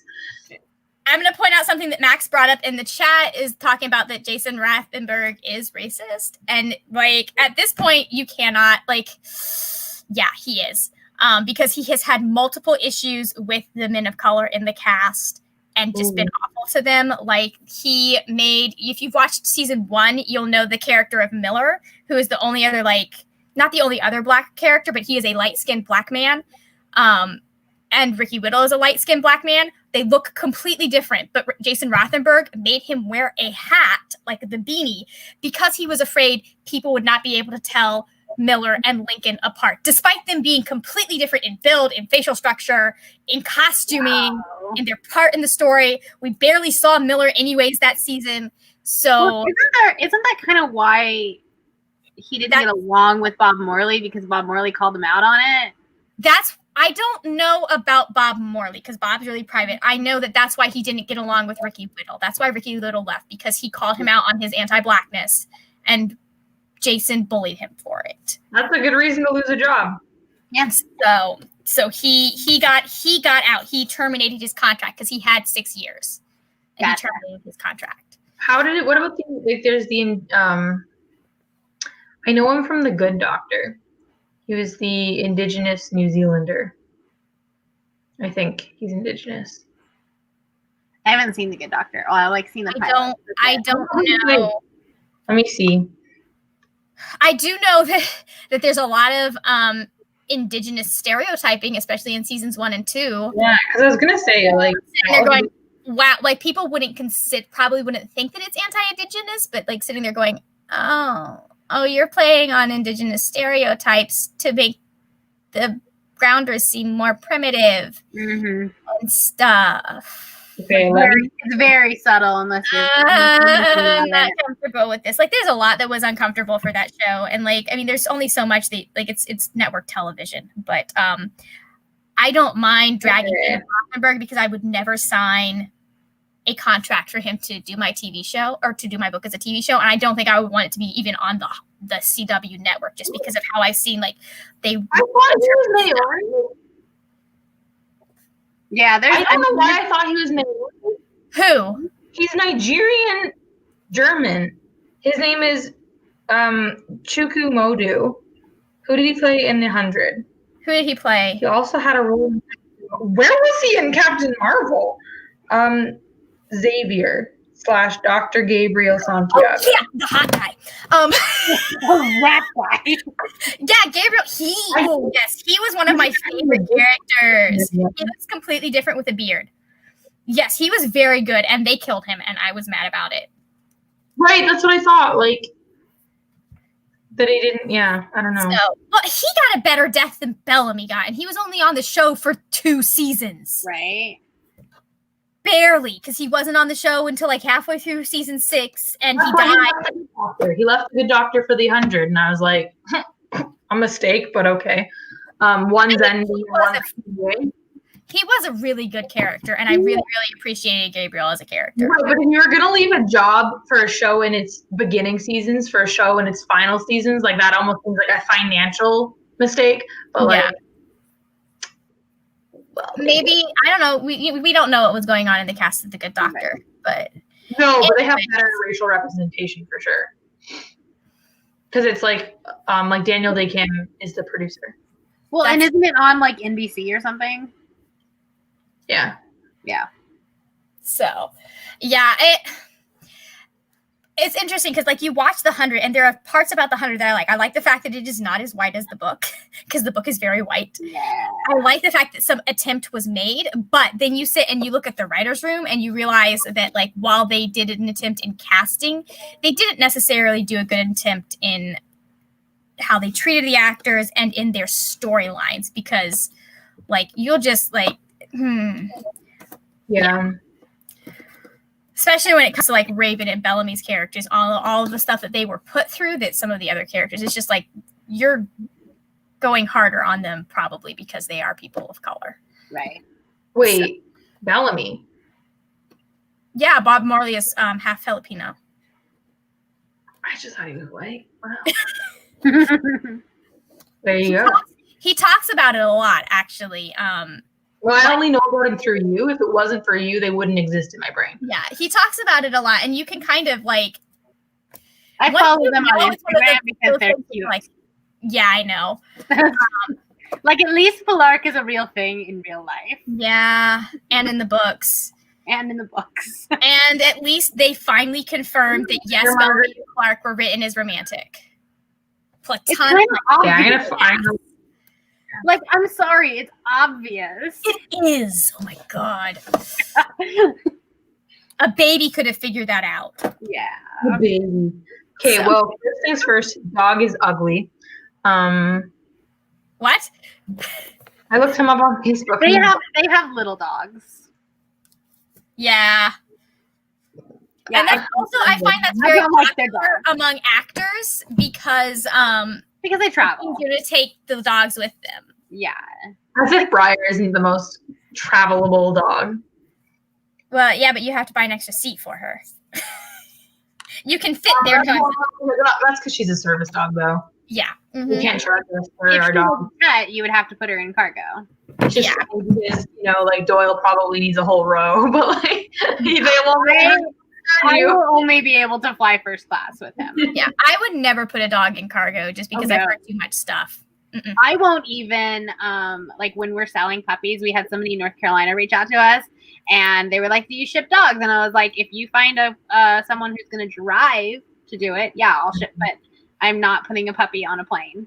I'll drive a dog for you. I've done it before. I'll do it again. There's actually like very lucrative, like, I went and got like, quotes for it, and they're like, yeah, we'll do it for $600. And I was like, I am in the wrong business. Yeah. Literally, like, we drove to Boston and back to get my friend's dog, and he's a Malinois. So she was like, I just like want to tell you that this is a very drivey breed, and he might scream the whole way home. And like, did he? No, he was perfect. He's like, I'm just gonna go to sleep and be a perfect boy, and he's a perfect boy until this day. Aw. All right. So Max is pointing out an issue, like especially with lighter skinned actors having part of their identity erased. I know that like at least on the 100, like they didn't really talk about where people were from. We just kind of knew. Well, and that's because of like that all of humanity was in one spot. Yeah. But in like they could have easily Like they could have told backstories, and then they could have also like just, I don't know, not done things like this black guy has to wear a hat to make sure he doesn't look like this black guy. And not killed one of the only dark-skinned black men off five episodes in for shock value. I mean, I didn't like that character because he was a whiny baby, but like... But we only got him for 5 episodes, though. He could have had a nice character arc. Oh, wait, I have a new least favorite character. You're going to say Wells, aren't you? No, Finn. Yeah, he is the ultimate least favorite character. I was like, wait, what? I liked him a little bit in the first season, and then he committed some genocide, and I was just like, oh my god. Even a little bit. Grow up, sir. Casually. Not even a little bit. No. Well, I mean, that was before because we knew. Even at the beginning, he was made of the lark. Yeah, he was. Well, here's the thing. I very rarely dislike the other part of the other side of the rivalship. Like, I liked Lexa as a character. Yeah. I liked Bellamy better with Clark. So, anyways. All right, let's do one more reading sprint. Let me reset the timer. I have to do that. Okay, I'm going to add it, and then when we're ready, we'll go. Here I come. Oh, God, Christine. All right, we're ready? Yep. All right, go.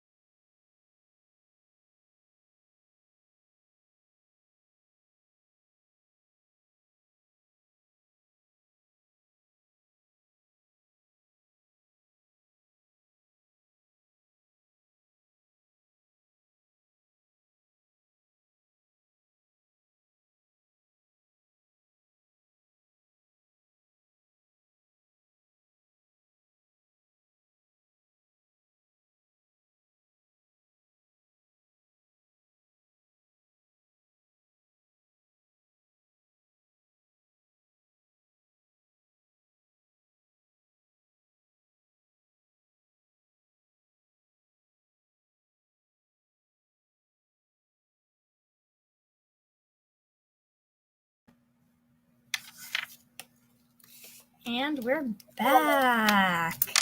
Tearing me away from the read of the century.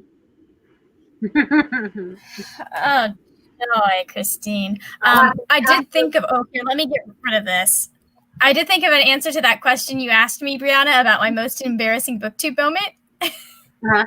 I do actually have an answer for that. It didn't make it into a video because it was at BookCon.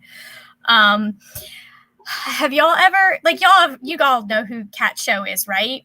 Mm-hmm. Okay, yeah. There's a woman on BookTube who is also of East Asian descent who has the same first name and goes by Kat. And so I mixed her up with Kat Cho at BookCon, and that was super embarrassing. Like, she was probably frustrated by it as well. Like, she was really nice about it. And like it was a very embarrassing moment because like I was like, she looks different than she looks in her videos, but I'd also watched older videos, right? And she wasn't wearing like makeup like so I was like, maybe she just looks different in person, right? But I was wrong, and it was embarrassing. So it was one of those things I was like, oh man, you should know better. But right, yeah. Most embarrassing BookTube moment. Right there. Can I read you the best line of the book so far? Oh yeah, I wanted to read you guys a line from my book as well. Go ahead. Okay.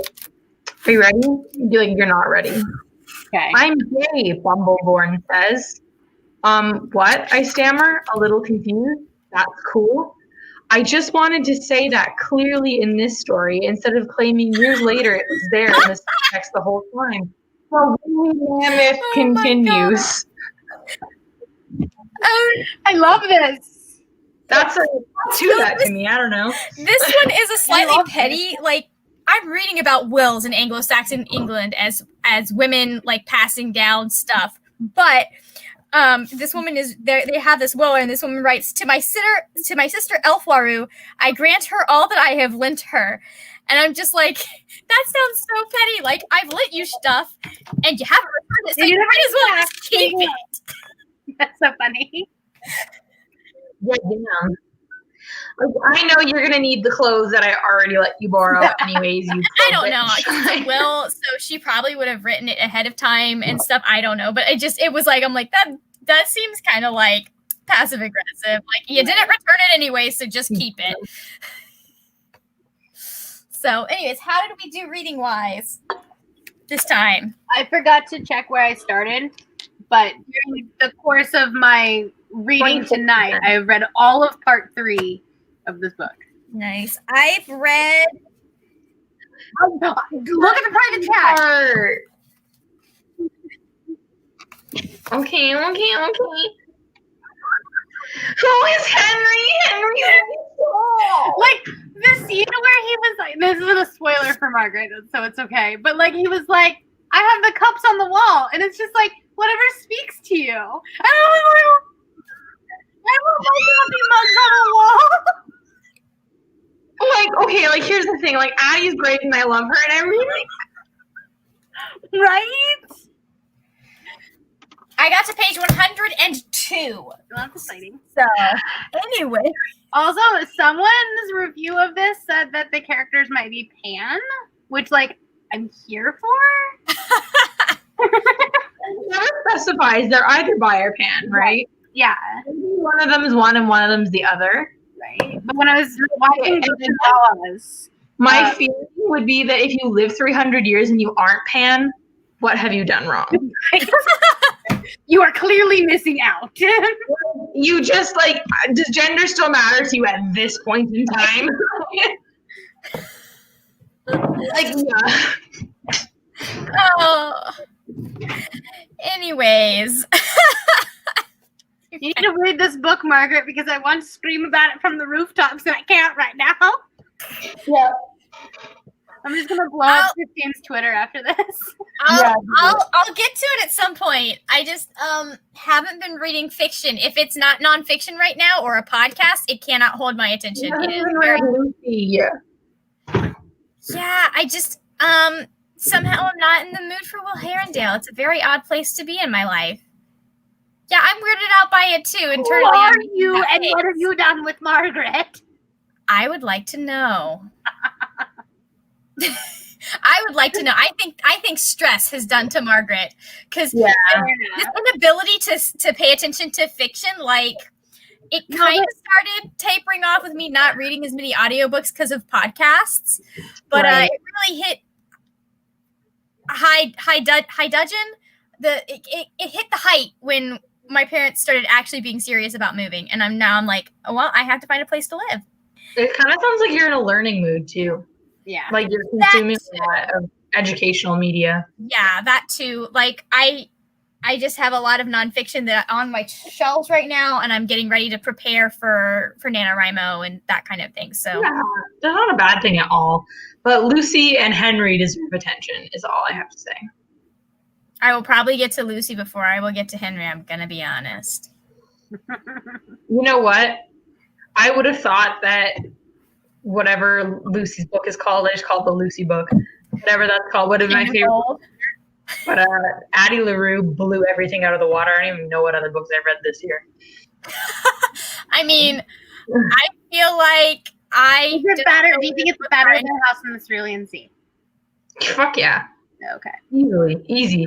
But I didn't give the House in the Cerulean Sea 5 stars. Oh, did you not? Okay. For some reason, I was thinking you did. I gave it, I think, like either 4 or 4.5. I really liked it, but to me, it wasn't like a perfect read. Like I wasn't like, wow. Like I really enjoyed it, but it wasn't like blow me out of the water. This was like precious. Yeah, it was very precious, and that's why I really liked it. And I love how like cozy and warm it was. I literally spent half an hour sobbing to the point where Alex like thought I was in like crisis after having. I'm scared. Yeah, so that's what I mean. Like House in the Cerulean Sea could never, you know, like I'm scared. You should be. But it's funny because I have the only 2. This is the second V.E. Schwab book that I've physically read. The other one, Vicious, and that one made my top books of 2019. Every other one that the other ones I've listened to on audio, like the middle grade ones were 5 stars, but like Vengeful and Darker Shade were not 5 stars. The first Darker Shades of Magic one wasn't for me, but then the third one really was. Like the last I haven't continued the series yet. So you don't even know my game. Oh my gosh, she hasn't gotten to the stop effing with my ship line. Best line in all of fiction. That's actually ambiguous pirate, Brianna. Oh man, I'll get the there. last book was legitimately my favorite, and I loved the first book, but the last book has my favorite moment in the entire series in it. I'll get there. The second and third books are not on Hoopla. I'll mail them to you. And then like the third one is on Scribd, but not the second one. Yeah, that's weird. Yeah. I'll say Conjuring of Light did the thing that Black Panther did with books, with fight scenes, because fight scenes typically I'm just like whatever, and I actually was invested and was able to follow the fight scene in Conjuring of Light. Like it made sense to me. Like that with like, what was it, Thor Ragnarok, that was the thing that really kind of not necessarily, but a lot of the Avengers movies will get to the fight scenes and I'll just be like, I am bored now. Yes, things are blowing up, but like what character? Give me. And I think Infinity War did a little bit better job because they had. I like the first fight in Infinity War just because it's funny. Black Panther was the first one in a while that I wasn't like bored. You're gonna make fun of me for this, but I think the movie with the best fight choreography for me is Winter Soldier. But like it's because they added gymnastics to it and they did that knife choreography. Yeah. And I was like, okay, that's pretty cool. Like a lot of it was not CGI, big boom stuff. It was like very and that makes sense. Cool. Yeah. Which I think Black Panther, the final fight for Black Panther is like a lot of CGI, but I think like that fight on like the waterfall part, like those were like very cool. That was really good. Yeah. See, I don't consider that a big fight scene. I'm talking about like the big group fight scenes. Those are what usually lose me. I was invested when he was doing the fight scene with M'Baku because I'm sitting there going, okay, like this has obvious like there's character stuff happening here, blah, blah, blah, blah, blah. And there's also a lot more choreography. Yeah. What lost me about the final fight scene in Black Panther, and it'll never regain me, is the rhino. There's no example in human history of a domesticated rhino. Not one. It's not doable. Were it doable, it would be done. Like, see, I get lost at like when they go in, like when it has the not the train, but like down at the like when they fall in, and it like just reminds me of Tron. Mm-hmm. I agree. And also, like I've watched some videos about that where they say the way they weight the characters is kind of off, so it doesn't feel real.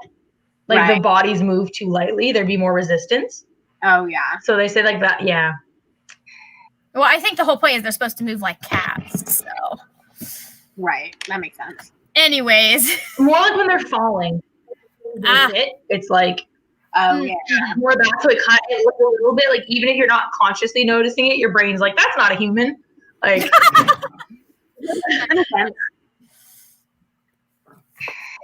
Anyways, okay, so I think that is it for us tonight. I'm sure both of these lovely people will be on my channel again soon. I mean, yeah, you're gonna be here at the end of the month, anyways, for sure. So November 1st. Yeah, November 1st at midnight. We're doing the writing retreat next weekend. So yeah. Isn't there a live stream tomorrow on Merritt's channel? I don't know if that's gonna be like an actual live or just a hangout. Like kind of put her in charge of that. Yeah, I don't know what's gonna go on. Just do that day what Margaret tells me to do. Fair enough. I'm literally like, she's like, you're good for tonight, right? I'm like,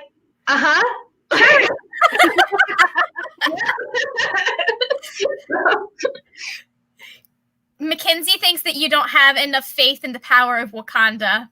Okay, no, listen. Here's the thing, though, because this implies that, like,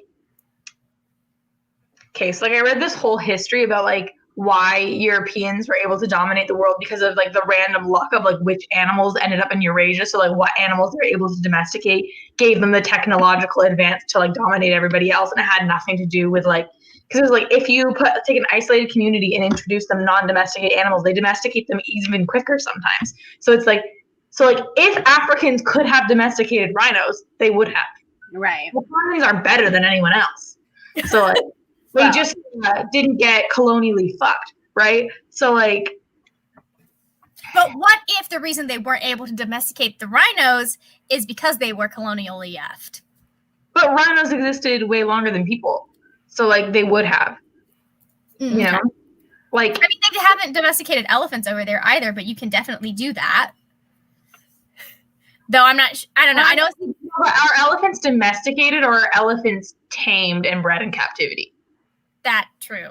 Because like like when I think of domesticated, I think of like, what the fuck is a cow? Like somebody took some wild animal and was like, this is so fluffy. Let's try this. It's so cute. Like a dog, like a golden retriever is not a wolf. Definitely. Like you're really not a wolf. Doyle, not a wolf. Well, it's not a wolf. Okay, tangent over. We were trying to shut this thing down. What? But true points. So I will have both Christine and Brianna linked down in my description box. I will also probably, if you can send me the links to the videos that you guys mentioned or remind me which videos you mentioned, I will put the links to the videos that they mentioned in the tag along with the tag for Joe's video so that you can check that out. Right now. Oh, she's sending it now. Send it in the Twitter chat, not on this chat. Okay. So, anyways, thank you so much for joining me today. I will see y'all later when we will talk about more wordy and nerdy things. Bye!